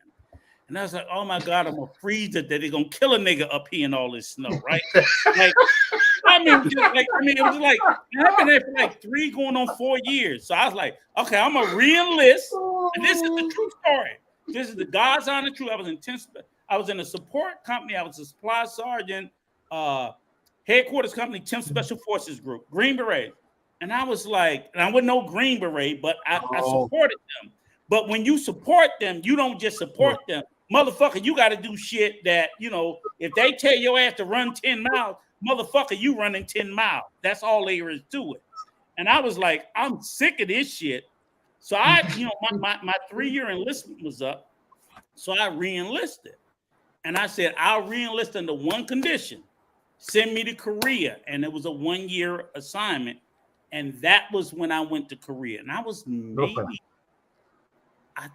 maybe 20 and a half, hadn't turned 21 when I went. And I was there for a year. And I had a ball. To be honest, I had so much fun. That's where I got in trouble. Because when I was over there, I was doing drugs. I was stealing. I was doing all kinds of shit. Chasing whores, bugging whores. This was how long ago? About 3-4 months ago? You talking about you? Yeah, about 3 months ago. No, I'm like, it was in the 80s, and I mean, like the black that's market. different. That's different. It was like everything was just so wild, and I was like, I was a 20-something year old, so I was very influential. I was very you young. Be influenced, and I had a much older guy that was in Vietnam. And he was like, young, fuck this shit. This is what we're going to do. I was like, okay, yeah. I was with the fuck shit. And I balled the fuck out for a whole year. I'm going to pull up some old pictures. I was there when they had the Olympics in Seoul, Korea in 88. Wow. 1988. Wow. Imagine how, Jay, was you born? Ooh. No, I'm 19. No, I'm 1991. Okay, you weren't even born. Okay, all right. So I'm saying that's how long ago it was. God Christ. And I was actually probably the same age as my father, honestly. Right. So, but I'm saying it was like, oh shit, we just so you can land in a space in your travels, right? And the only reason why I say that is that even though it was military, I could have had somebody better to guide me, but I didn't. I had a negative person that told me to do negative shit, and I did it. So when I'm speaking about travel, I'm consistently, because I think here we are in 2024. You have positive voices in the travel space, and you have negative voices in the travel space. I'm trying to always be a positive voice in the travel space, because I literally believe there are YouTubers out here in the travel space that is giving out horrible advice, telling people to travel, and they're asking for consultation, all kinds of horrible shit that's negative. And you know what? Just to kind of touch on what Lou, Rico, I agree with you. Touch on what Lou said. Lou was talking about having like a group of people to come together and have something, but we would have to let them know up front so we can get rid of all the stupid passport people that want to have sex with a whole bunch. Well, we're going to have about 10 people. Because most of these niggas want to travel for pussy. Most of them traveling for cheap pussy. But so my point is, when you start having stuff about investing in the Dominican Republic and real estate and and giving back at the orphanage. They're and not stopping at traveling the for that. orphanage. They're traveling for cheap pussy. But Lou, what I'm saying, Lou, what Lou wants to do, we have to let him know so we can weed all those guys out and women out, so we'll be good with the people that's on the same mindset. Don't you agree, Carl? And Lou? Agree, totally. Yes, absolutely. Yes. Yeah. But see, it could You be gotta the be going for the application process. going for the right reasons. Right. I would say that. Like you gotta go for the right reasons. For me, like it's beginning as a byproduct of me working as an English teacher there. But my thing is there, the culture comes first for me overall than anything else, because it's easy for me to say, for a black brother to say this, but the woman can take a backseat for what I'm trying to do, because I want to see this. Like I want to see the monuments, I want to see the sites, I want to see all this stuff. Right, bro. I got a bunch of Tory Gate shrines I gotta freaking go to before any of this stuff, and plus that's me getting accustomed to the area because I'll be living there. So you know all that because I told my brothers my plans. I'm like, they know what I got going on. It took them about like 2 to 3 years before they found their ladies and stuff, just to even understand all of this. Like this took years.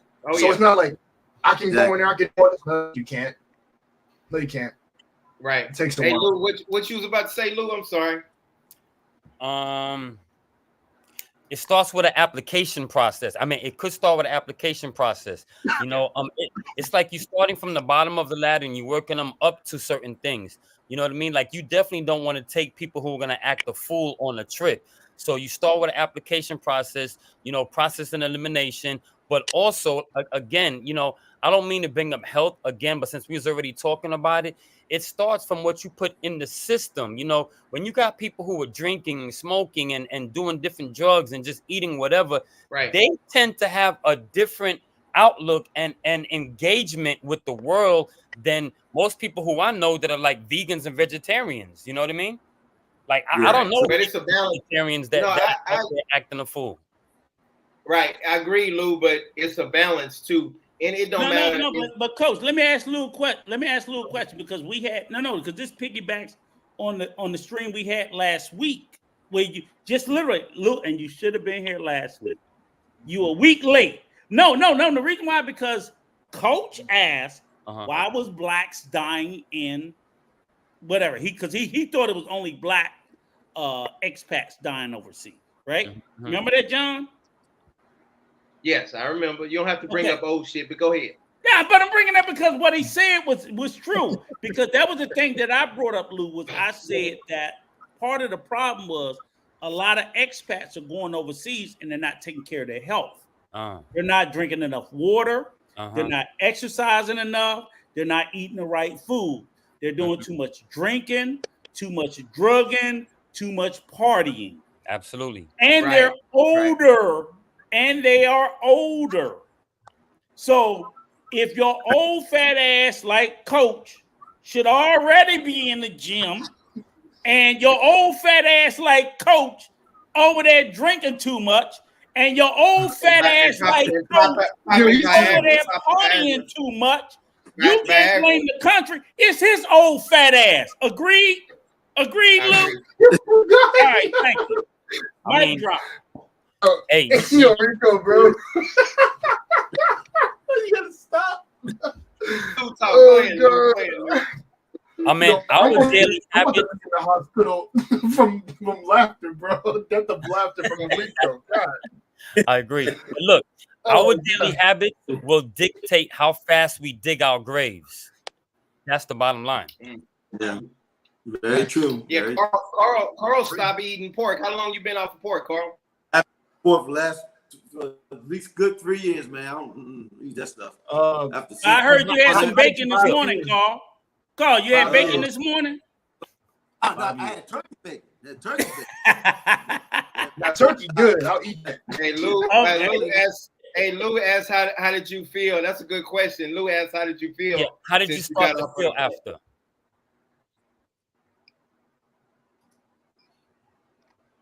Carl, can you hear us, Carl? Oh, that's yeah. God talking. Oh, God caught him in a lie. God caught him in a lie. I feel much better now because I used to love eating that pork chop and all that stuff, and I find out what was in this. I seen video, I was done with it. Plus, and the fact is, it's an unclean, it's not clean. It's unclean. How do you feel? He say, how do you feel? How you feel since then? Specifically, what specific changes have you noticed? I just noticed that my energy's better. I don't. My gut feels better. And it's just, I guess I'm on more of a better mindset, you know. Okay. Do you feel a sharper level of mental clarity? Yes, absolutely. That's part of it. Yeah. Mm-hmm. Hey, Lou, don't let Junior get away. Ask his ass what he gave up. That's right. Come on, Junior. Motherfucker, you ain't getting away. I'm sorry. I know you're a pork eater. You look like a pork eater. You're a bacon eater, Junior. Junior, you be eating that fucking bacon. Stop lying. Bacon. Junior, he breaking up. Okay, up. look. Go ahead, Lou. Look. Go ahead, Lou. I got one for everyone on here. Because of what we've been discussing, I challenge everyone on here to give up something that you do now that you know can help you. So if you eat pork, give up eating pork for 90 days and see what it will do for you during those 90 days. And keep a journal. Brother. Keep a journal. I gave it up for 5 years. So yeah. 5 years. Is that 90 whole days? 90 whole days. Rico. So your old ass heard 90 days. He said 90 this nigga days. Extreme. It takes 90 days for you to really see and feel what it's like to have that thing out of your system. You feel me? Right. It's a good 90 days so you can feel it. 30. I got a long list. All right. But what I'm saying is start. Only gotta do one. Start with the pork. And for those who don't eat pork, try to give up red meat for a complete 90 days. And keep a journal. That one's a challenge. Keep a journal every single day on how you feel, what did you eat, what time you did this, what time you did that. So when the 90 days is over, you can re-look the pages and the truth is right there in front of you. You can't lie. You can't say, I forgot. You can't say anything. The truth will be right there in front of you. So you can say, look, this is either for me or not for me. Okay, so if I give up red meat, that means I can still have chicken. Yeah. I can still have seafood, and I can still have pork because that's white meat. Nah. You said red meat. Make up your mind. No, I'm telling you. Let's start from the bottom of the list. So if I give up pork, I ain't gotta give up red meat then. Not for right now. Okay, all right. Okay. We'll come back. We'll come back in 90. Right. We'll come back in 90 to 180 days and propose a new challenge. And then we'll do the next one. Okay, so if I just give up pork, I and I can do that because pork is not a big staple of mine. So if I can give up just pork for 3 months, right? Yeah, and I can commit to that. Damn, I love some fucking bacon. Jesus, I'm about to say, you right? That's gonna be hard. But okay. All right. He said, I love you do know the different forms of pork, right? Yeah. Chitlins, pepperoni, sausages, steak. I don't know. I don't remember all of them, but there's a lot of different forms. So you have to. I don't eat all that. My big weakness is bacon, and my wife is always. She literally tells me, "Look at your belly." And like I fucking adore bacon. Rico, you gotta start fasting. You gotta start fasting. Yeah, hey, you over here drinking. Once you just move over, get rid of the crack pipe, and then don't worry about the bacon. Get rid of the crack pipe. You gotta fast. You gotta start fasting. I get rid of the crack pipe, but I keep the bacon. Bacon is like bacon and eggs, though. But thank you, Jay. Yeah. I love some fucking bacon, but. I'm gonna keep it real. I work out. Predominantly every 3 days in the week. More. I'm actually making it 4. But one of the things that I've tried. Okay, and Rico gonna probably kill me for this.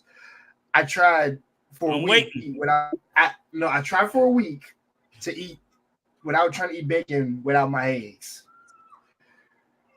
That was hell.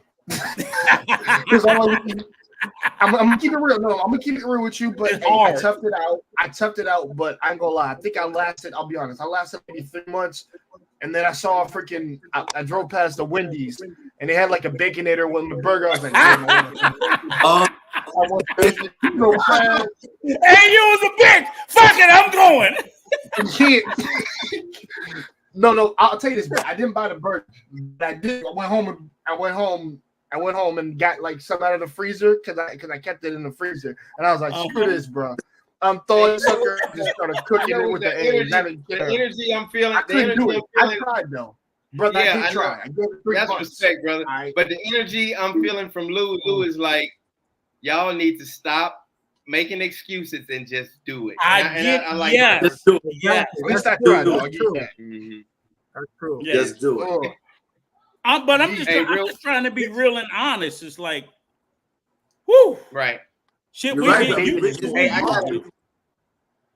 I have to Soul. Hey, real quick, y'all. Soul is at a graduation party. She graduates in 15 days, and I'm not letting her stay at the graduation party all night. So I got to go pick her up right now. So I don't know if Nikki wants to close it out. No, we shut it down. Go get your baby. Hey, but go ahead, y'all. Give me one key point. One person, give me one key point on credit card fraud. One thing. Everybody go around. Starting with you, Lou. Go ahead, Lou. Use one card only when you go overseas. Good. Nikki, I like your that. turn. Nikki Ghost. Okay, I guess Nikki's All not right, on Carl, right now. your turn, Carl. Yeah, one thing I say is just again, like I said, agree with Lou. One credit card used one time, and just always protect your stuff. Use this stuff like this; it will help protect it. Any scammers, keep it on guard. Cool. Awesome, Cool. Jay. If you're traveling with folks, don't let them use your card. Tell them to use their own card.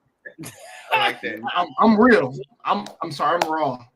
Use your own That's card. real though. Junior. Just use cash. Junior. Use cash. Cash. That's it. Just cash. Oh, Yeah. I mean, that helps too. I fucking hate you, Junior. You took mine. Use cash. My turn. My Hey, turn. That's why Use cash. I use cash. Use fucking cash. My turn. Make sure, like what Lou said. Lou said, have your main account, but have like a Cash App or a PayPal card and transfer money over there so nobody don't steal all your money. Right. Yeah. In increments. Excellent. I'm gonna say use cash. Take your black ass. Go ahead. Take care of baby girl. Get her home in a little bit. We'll shut it down, John. I'm just gonna take a couple of minutes to tell everybody about the trip. Love y'all. Take care. All right. All right. brother.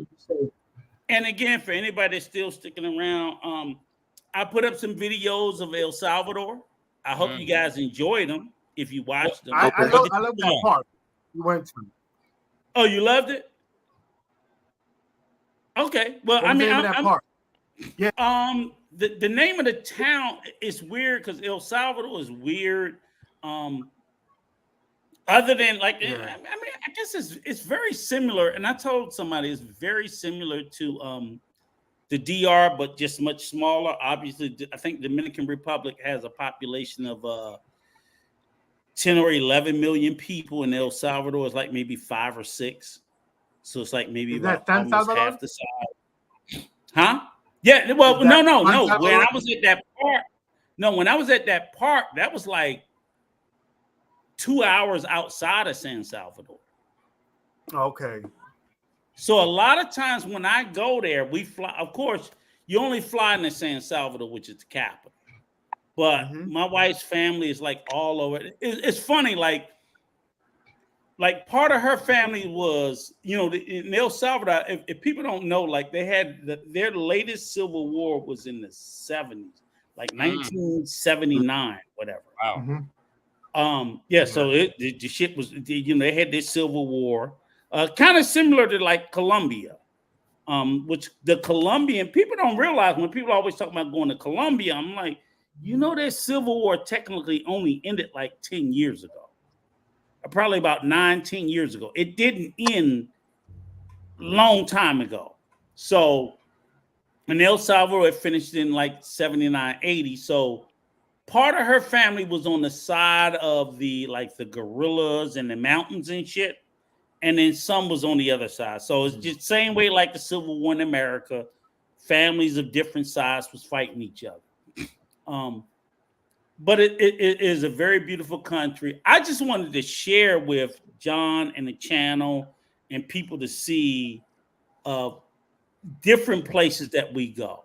Like Lou, I want you to share content when you go to places that you go. Wherever you go into Asia, share content. Let people see how Black men travel when we travel, and we don't all travel the same. I've been going to El Salvador. I met my wife 12 years ago. We celebrated our 10-year anniversary a couple of days ago, being married. Congratulations.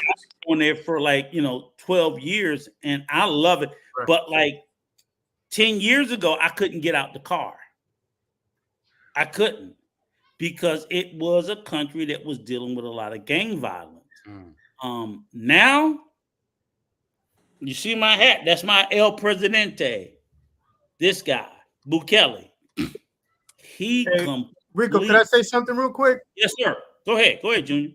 Now that you're saying about that, right? But you couldn't go there 10 years ago. Mm-hmm. When I lived, you breaking up, Junior. Come on back. We listen.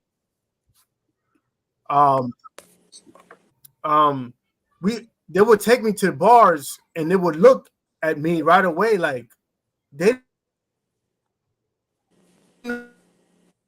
You broke up again, but damn, you were doing good. We waiting. We ain't going nowhere. Come on, Junior.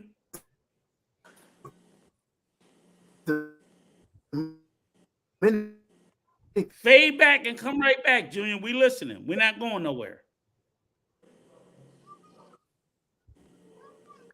Can you hear me now?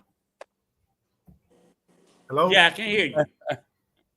Yeah, I can hear you now. Yeah, I don't know. Today my internet is acting up today. So the whole thing is that, they thought I was Black. They didn't know I was Dominican. So that's one thing with them. You look Black. Go ahead. I am Black, so it's like right, exactly. I was only born in the Caribbean country, but I'm Black. Yep. So yeah, like I said, they were racist towards Black people in that area that I went to. Yes. But here's the thing: is if you know, here's the thing about it, right? And this was the blower to me, was like I've even had this conversation with my wife, right? And she doesn't even really fully understand it. If you know the history of El Salvador, right? El Salvador is the only Central American country of all of them where they expelled their African slaves. Did you know that, Junior? No, I didn't know that. Because what happened was, and you can do this through the Wikipedia search. So and when you look at the Northern Triangle, they talk about El Salvador, Guatemala, Honduras. Guatemala and Honduras both have a very large African slave presence. Both of them.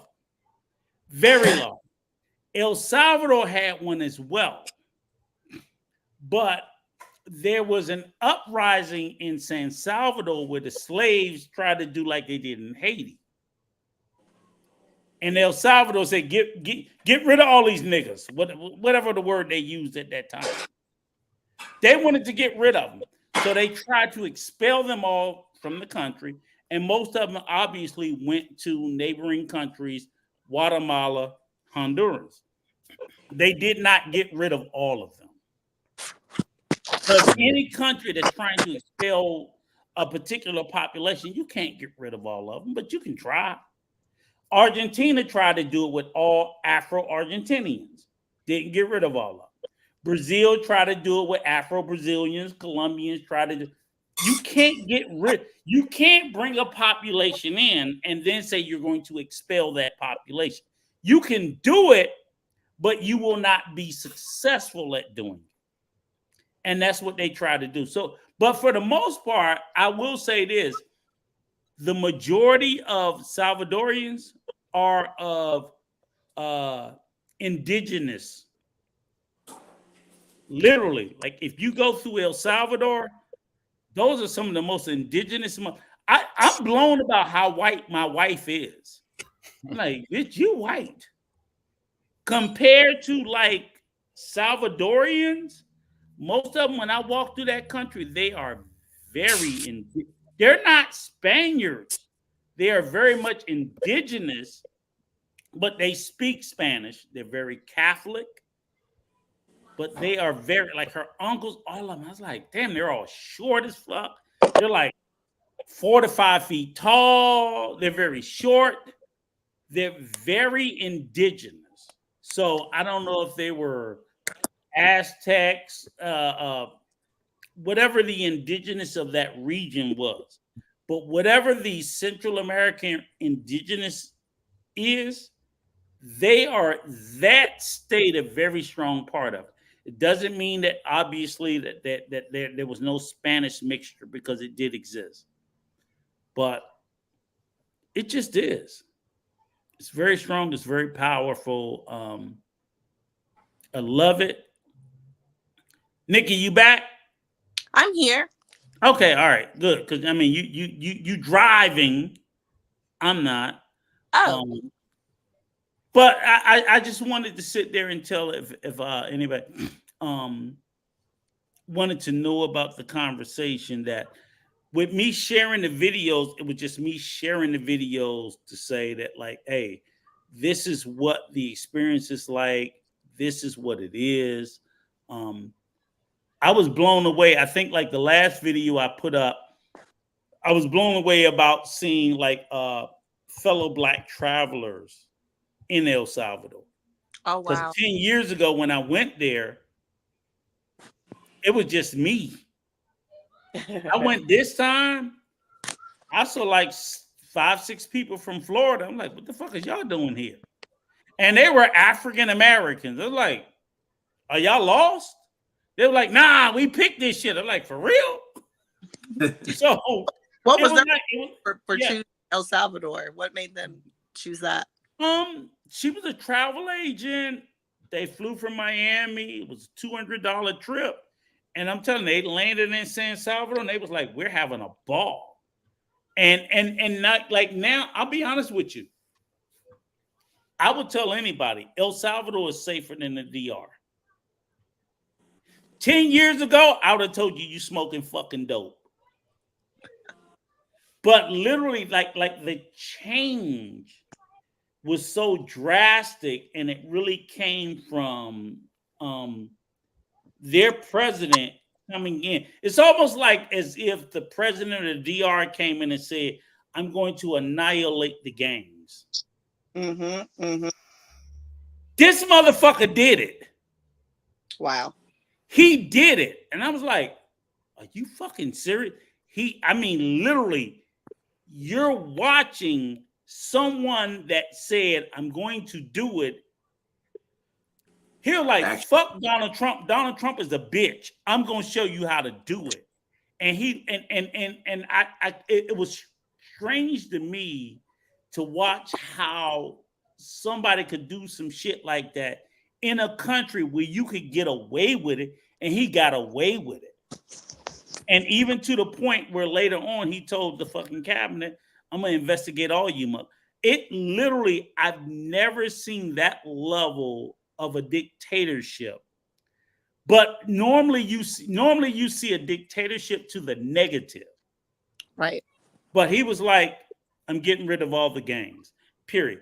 And he just like built this massive prison and threw all these motherfuckers in jail.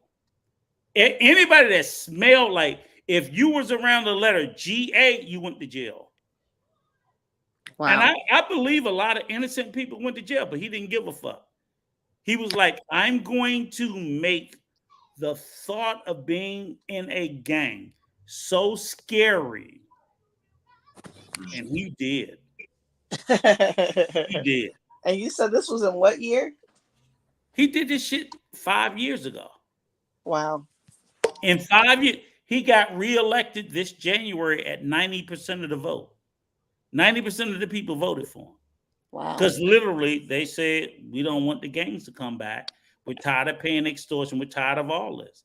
So in other words, it's like if Trump or Biden said everybody in the Crips, the Bloods, MS-13, all the gangs in America, but see what we don't do in America, we say that's not fair. It's not good. You can't take away their rights. You know what he said? Fuck them. He threw them all in jail. And you know what the people said? Okay. Well, when they said okay. When you're dealing with people that are that extreme, I mean, what other way can you handle something like that? So here's the perfect example, Nikki. What if Biden went to Chicago? Everybody always talk about Chicago. I'm locking up all the gang members. Right. And the people said, okay. What would Southside Chicago look like tomorrow?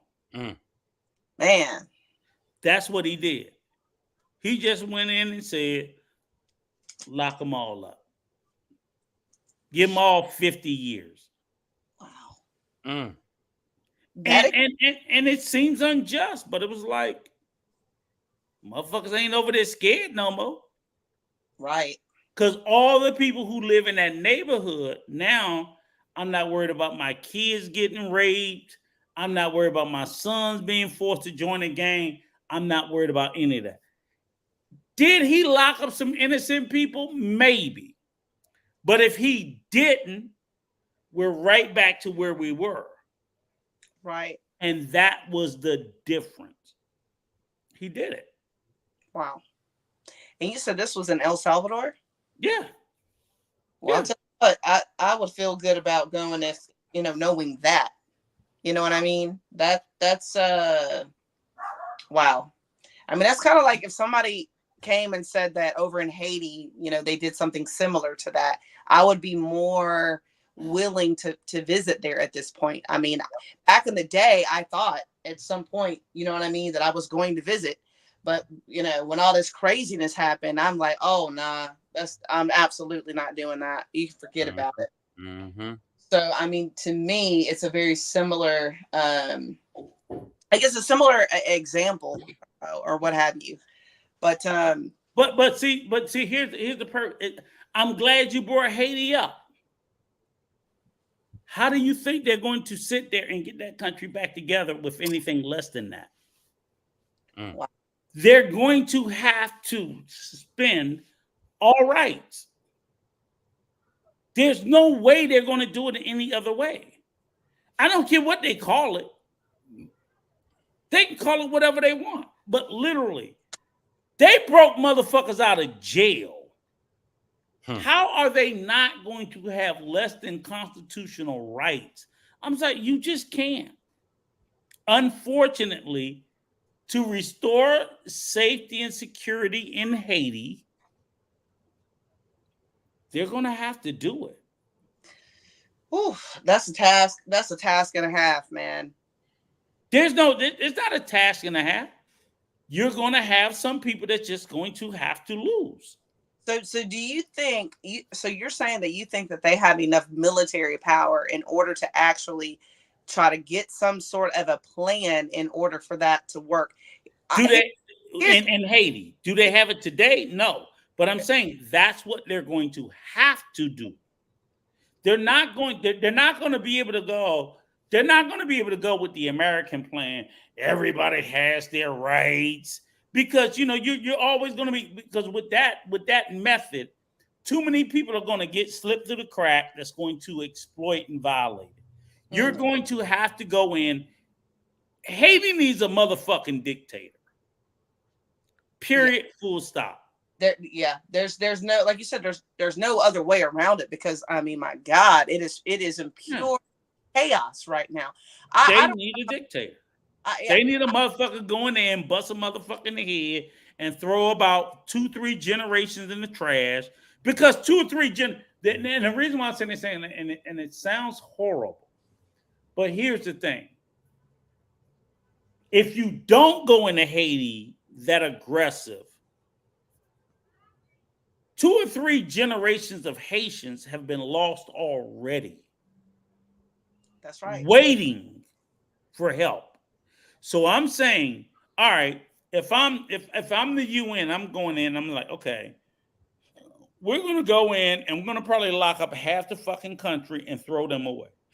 And that might be gone, and that's wrong. I get it. Yeah. But we have to do that to save the half that we don't throw in jail so that they can make the future better. So unfortunately, some of the half that we throw in jail will not be the right people, and I hate that. I fucking hate it with a passion. I wish I could sit there and parse through and pick the right people. I don't know how you can do it. Yeah, man. Yeah. I just don't know. Yeah, that's tough.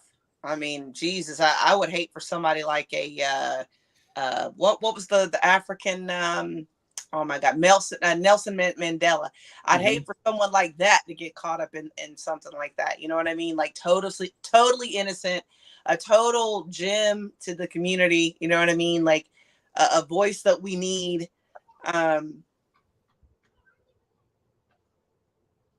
Yeah.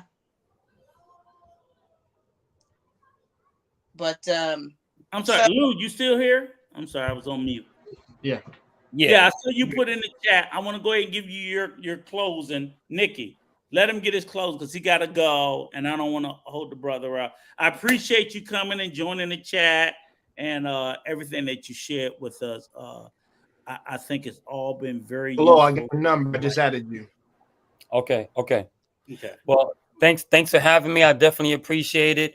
I would love to connect again sometime. In the meantime, to everyone, love, peace, happiness, and prosperity to all. All right. Salute to you, sir. Thank you. And thank you for coming and spending your time with us and sharing your wisdom. And we look forward to seeing you again, sir. Yes, sir. In the meantime, if I may, Traveling Gems, check out the page, Traveling Gems. Let me know what you guys think. Yeah, everybody, give me your page again, name, Lou. It's Traveling Gems 2176. And like you talking about the videos from countries that I've been. I got them on this. You can see some of the videos, even some of them in the United States. Hang on one second. Traveling Gems, what? Traveling Gems and 2176. Just to make it. Is it all one word? Nah, Traveling space Gems space 2176, just like the name. Okay, I'm trying to make sure I put it in the chat correctly. But everybody, I think Nikki put it in. Again, please subscribe to Lou's channel, Traveling Gems 2176. Check it out, actually. Give thanks. Matter of fact, I got a video on Japan on there too. You might like. Oh, bro, dude. Oh God, before you go, I gotta hook you with my man Tokyo 64. He lives over there, dude. Oh, He's a military veteran. He's married to him. He's one of his kids. He's in Niigata right now. I gotta hook you up with him because he would be able to help you some of the places you want to go to. Okay. I tried to call you. It didn't work for some reason. But take my number from the private chat and you can contact me. Yeah, I got you. I added you. I'll call you right after we done with the stream. Just to make sure. All right. But again, I want all the subscribers to subscribe to Traveling Gems 2176. Please hit his channel. The brother is giving out great information. Whether you're here in the DR, looking at Europe, looking at Asia, wherever you want to go. And if you're just trying to get, unlike Coach John, and you don't want to be fat like his fat ass no more, and you want to get in shape, hit the brother up. He'll get you in shape, and y'all be like Rico, Cock Diesel. Muscle. All right, y'all. Stay brilliant. All right, have a beautiful weekend, brother. Thank you. You too. All right, bro. All right, good. Yeah, Nikki, I just wanted to make sure that he had his opportunity. Absolutely. So look, let me get to this comment here from Dr. Robert Moore. He says, question, I'm flying into Santo Domingo next week. Will you guys VIP services? We'll use you guys VIP services. Totally excited to meet in person, meet and greet from the airport and moving forward. Sincerely me, Dr. Moore. So, okay, cool. We look forward to it. If you don't have the link to the VIP services, let me know. I will shoot that to you. Let me know that if you don't have it, and I'll get it over to you to make sure that we're there to pick you up. Yeah, I guess make sure you get the contact details, Nikki. Yeah. For you, Melvin, whoever, whatever. Yeah, for sure. Do the reach. How do you remember Melvin's name? Because you said it.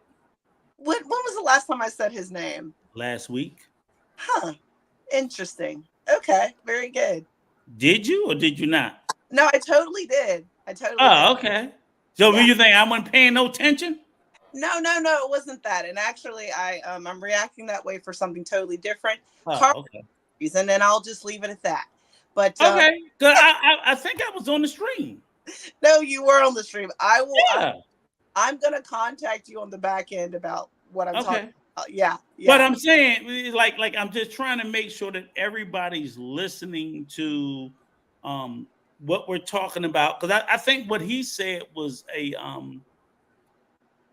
was very good. He gave out information about the Asia, which I was kind of surprised. I didn't expect, especially him not having been there. And again, I'll tell you guys too. I said this again. I'm not harping on my travels. Part of why I'm going to Europe is to meet with my Asian family, my Japanese family. Yeah, Jay, and there you go. I thought that would have perked your eyes up, right?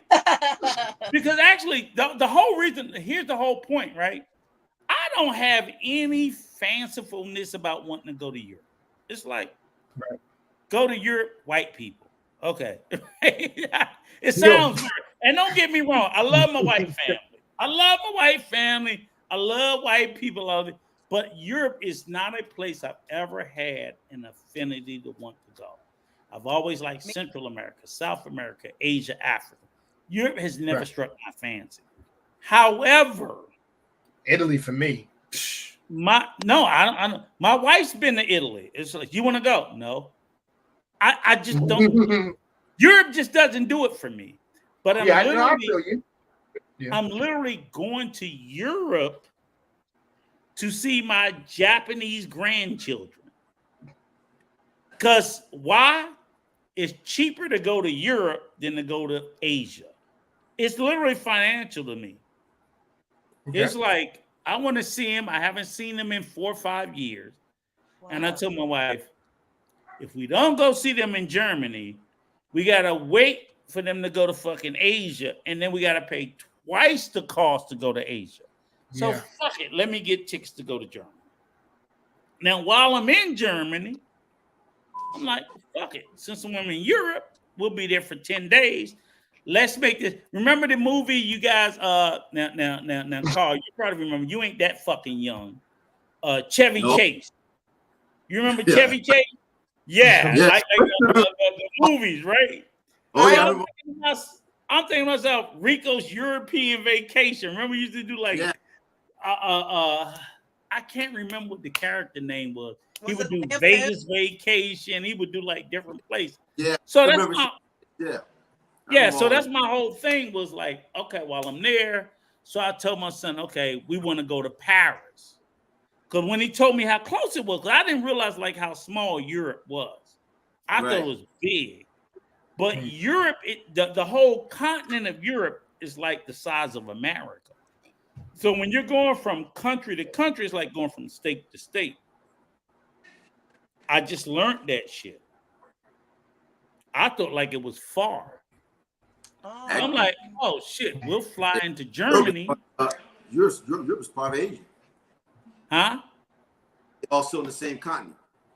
Yeah. Asia and Europe on the same continent when you look at it. Very small. So I'm like, okay, we'll fly into Germany, but we'll take a couple of days and we're going to go to Paris. and then a couple of days later we'll go to Belgium. How Because far? they're all connected. How far is Paris from Germany?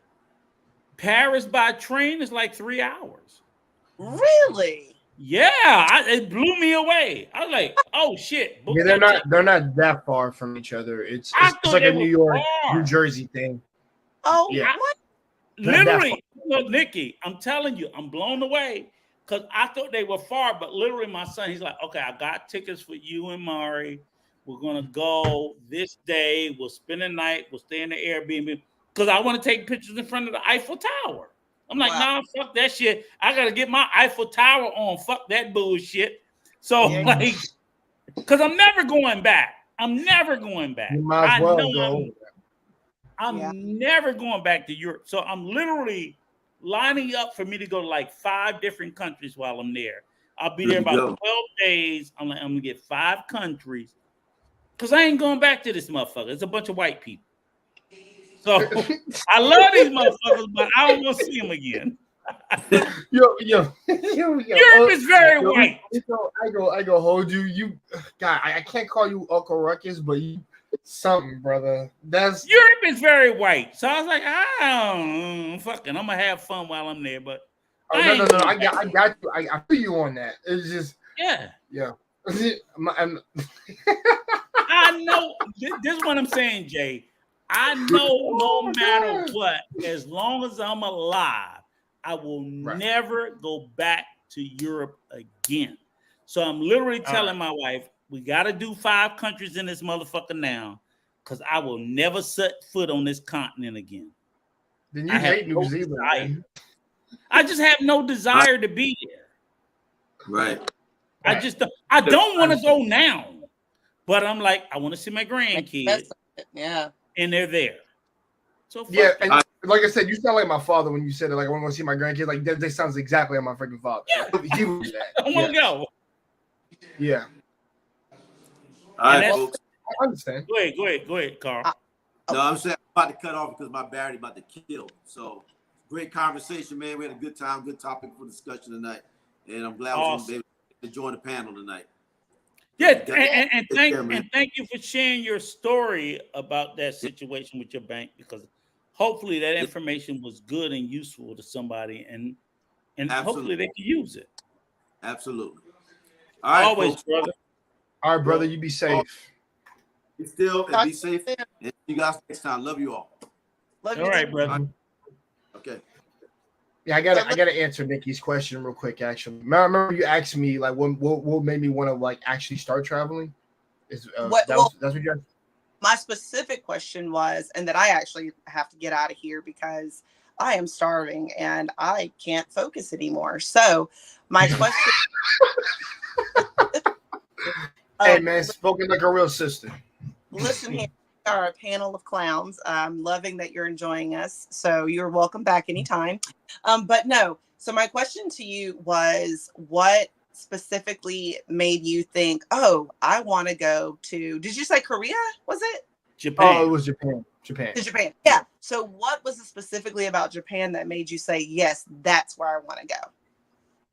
Okay, you guys will find it hard to believe, but we had a foreign exchange student program, and we had there was this boy named Maya. And funny, I had 2 of them come after the year after, which is funny. I had a boy come first for a whole year, then a girl came next year, and we end up one of my friends right now. So he ended up talking to me about Japan and things like that, where he's from. You know, he's like, I'm in Shibuya, like, my family's from originally from the country, but moved over from Shibuya, from Yokohama to there, and I was amazed at what he was telling me because because anime was a big thing over here at this time for me. But I think what I really liked, what like tinged it, was about like how everybody treats each other over there. It was the community, what I was being told. When when both my best friends, two of my best friends got, they decided to go to the military, because they thought because they didn't know where they'd be stationed at, but 3 months they called me later like, yo, well, we got, bro, both me and Ricky got a chance to go to the station in Japan, bro. We're going to Okinawa. Awesome. And the things, and they relayed the information back to me about what's over there. They're like, bro, you gotta come over here, dude. It's like, dude, we're stationed over here. We're still doing our drills, and me and Rick are on our best behavior. We're not clowns. We're good dudes, because the military actually disciplined them real good, because they were not goofballs when they were. I promise you, you wouldn't believe these dudes like turn out to be decent men, like literally. I'm like, because they were without a father particularly, but the military helped them with that, asking them some guidance and some strictness. And they told me, like, bro, we've changed so much. It's just like, I realized, like, yo, man, there's more to life. And then things just leaving the streets. This actually has helped me. And also being in Japan, these people are so, these people are so nice. It's all about a community over there. Like a unity over there. And if you live in a certain place, a prefecture is like a state in Japan, let you know. Prefectures are states. So if you live in a prefecture, so that's something I study, y'all. Like I said, pay attention. Anybody who goes anywhere, that might be somewhere else, not just Japan only. But like if it's like a state, and if you live in a community, particularly there, all the community meetings, all that, every neighbor helps each other out with whatever. Like it'd be like, yo, listen, we're having a festival over in our town. People like in the neighborhood, they contribute and help out and actually plan for that stuff. That's not just something they do on a whim. They plan for it. But everybody's involved and everybody helps one another. They keep the community clean, no trash on the streets, none of that. When I heard all that, I was like, bro, like, how much money? I said, how much money do I need to get over there? You know what? That's what the first thing was on mine. And he said, yeah. And then that's when I started saving. And I was like right after I graduated college, they hit me up about that, and I started saving since. Wow. And then it went from me, because I had a fascination with anime. I decided to learn Japanese language. I started from that, and then I got told that you should be a teacher over there from one of my boys, from a mentor that I met later on, Toga 64, the one that Lo I told him about just now. And it's like, you should do that, because over there, they care about education. I'm not saying in America they don't, but over here it's just a different story. But it's just like, they're willing to listen to you. And I said, I would like to do graduate course classes. I want to be a professor. I want to be an actual teacher, one where it's not creepy or weird that a man is teaching people things. And also, there's no stigma on there over there. The only thing is over there, can you actually speak the language over there? And that's where you got to show your mettle and like, hey man, show the smarts. Because if you speak the language, they will listen to you. And also, and yes, they're interested in you because you're a different skin tone. I know what Rico said, like things over there, but they care to know more about you.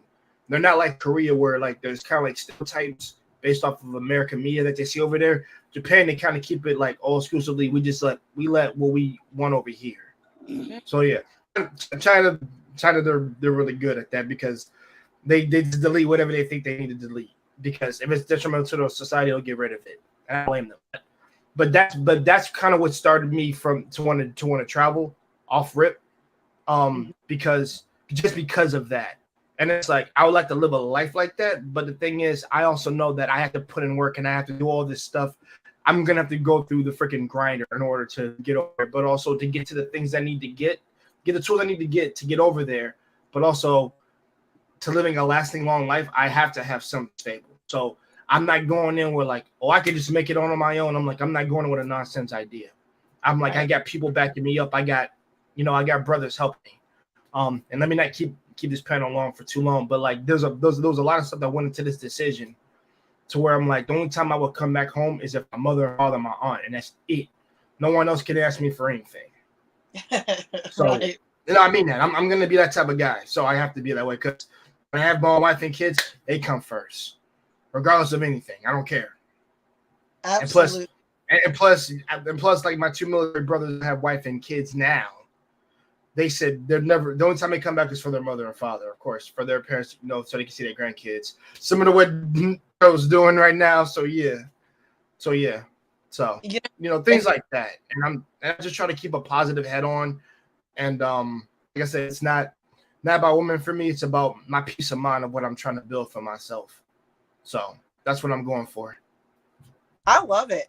And I think for me, it sounds like you're going to have a fantastic time for many reasons. You're going for the right reasons. You're going for, reasons of wanting to educate yourself even more, an opportunity to practice the language in person. I mean, I think that right there is going to be That's the so, best practice, is talking to the people in the face to face. And yeah, that's why I tell people there's no better practice than the real thing. yeah, Go yeah. with that. We gotta throw you. Hey, listen, Rico, you gotta throw him into the. Listen, you gotta throw him in the. Listen, you gotta throw him in the fryer, bro. You gotta and see if he starts learning. I know that's not. Hey, listen, that sounds very evil what I just said, but it is what it is. I agree. You don't let him out. Let him stay for a while. He gotta cook. So yeah. But you know, I know Nikki, you hungry, but go get your food, sister. Yeah, me too. Yeah. I got. But no, my food is actually coming on the way. But we was talking, I'm like, damn, I'm hungry too. I gotta order something. But you know what, Jay? This was a good conversation. We needed it. We needed your voice. We needed Lou's voice. We needed all the voices. And I love the way, like you said, you always come to the panel. You hit it with your perspective. You hit it with a different angle that, like, okay, I'm not thinking about. You know what I'm saying? Again, you're always thinking about it from that, that Asia angle. I'm like, oh shit, I don't think about it because I just don't think about it. Right. Because it's hard for anybody to keep everything in their head.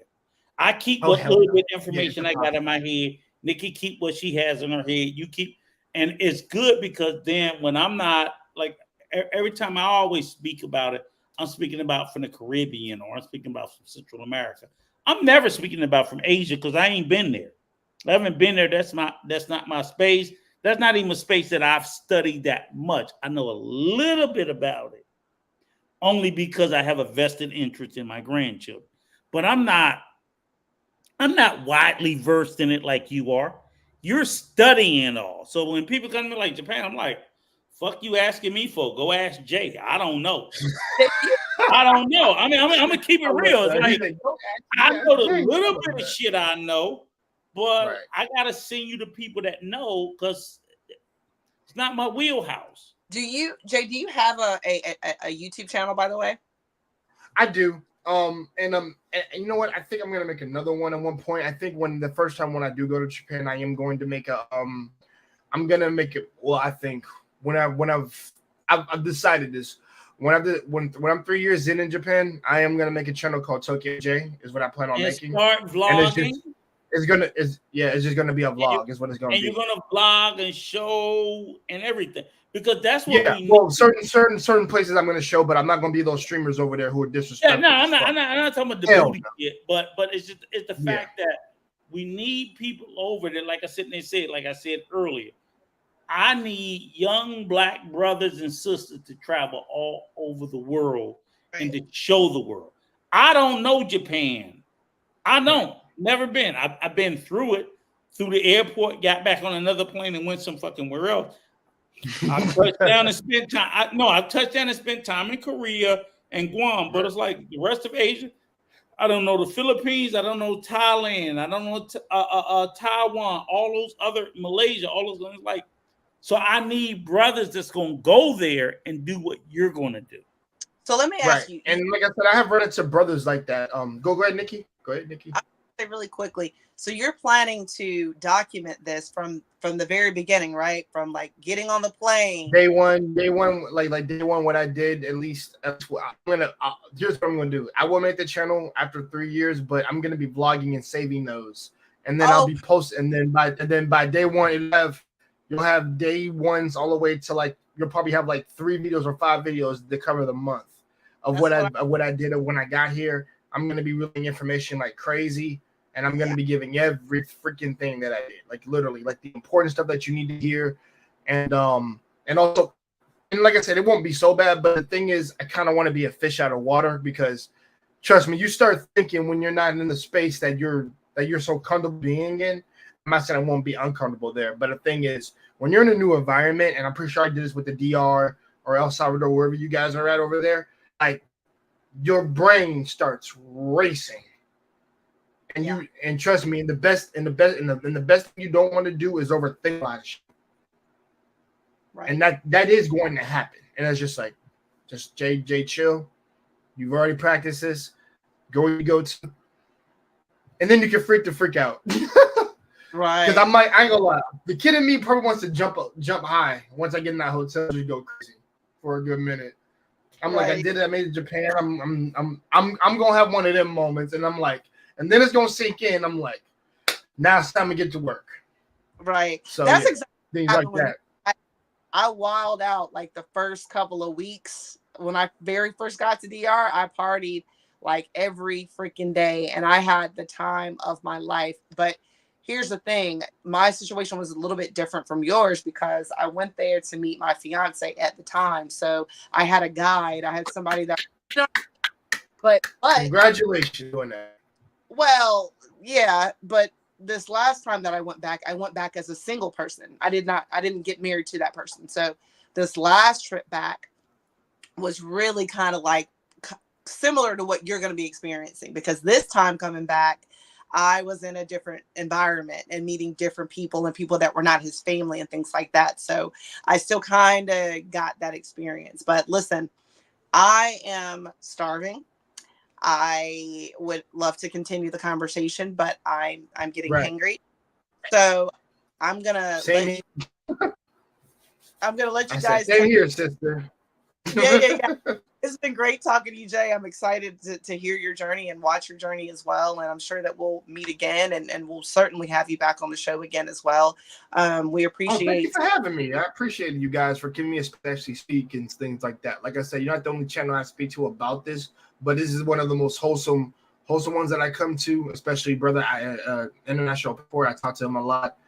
We just got done talking about a guy from Japan over there, and like his experience. Another brother just experienced it and came back to America, and he has a different perspective on things now. So it's just like and like I said, walked away with some information what he's telling me too. So that's why these streams are important. That's what I'm saying. Overall important.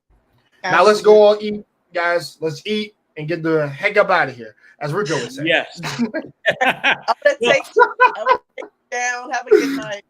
Have a great night.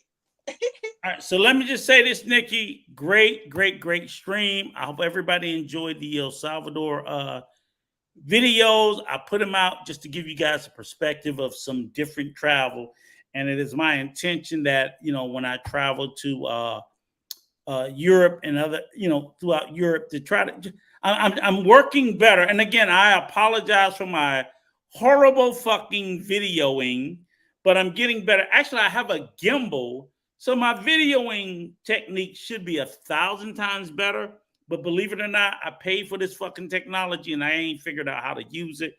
I promise in the next 10 days to get this shit figured out. And I'm going to get some great videos, some great content. I'm going to try to sit there and share with the channel. So with that, I appreciate your patience with me, and I hope you guys be a little bit patient with me more, and there'll be more videos to come. Until then, God bless. Happy Single Day Mayo, you black Mexicans. Bye, crazy. Okay, all right, you guys. Great show today. I am about to go and eat. And also, I want to leave you guys with two things. I never do this, but today I'm feeling the energy, and I really want to say this. I want to leave you with two things. The first thing I want to leave you with is never let anyone's opinion of you change your opinion of you. That's first. Second thing I want to leave you with, the only opinion that matters about you is your opinion about you. All right? Love you guys. We'll see you next week. Mwah!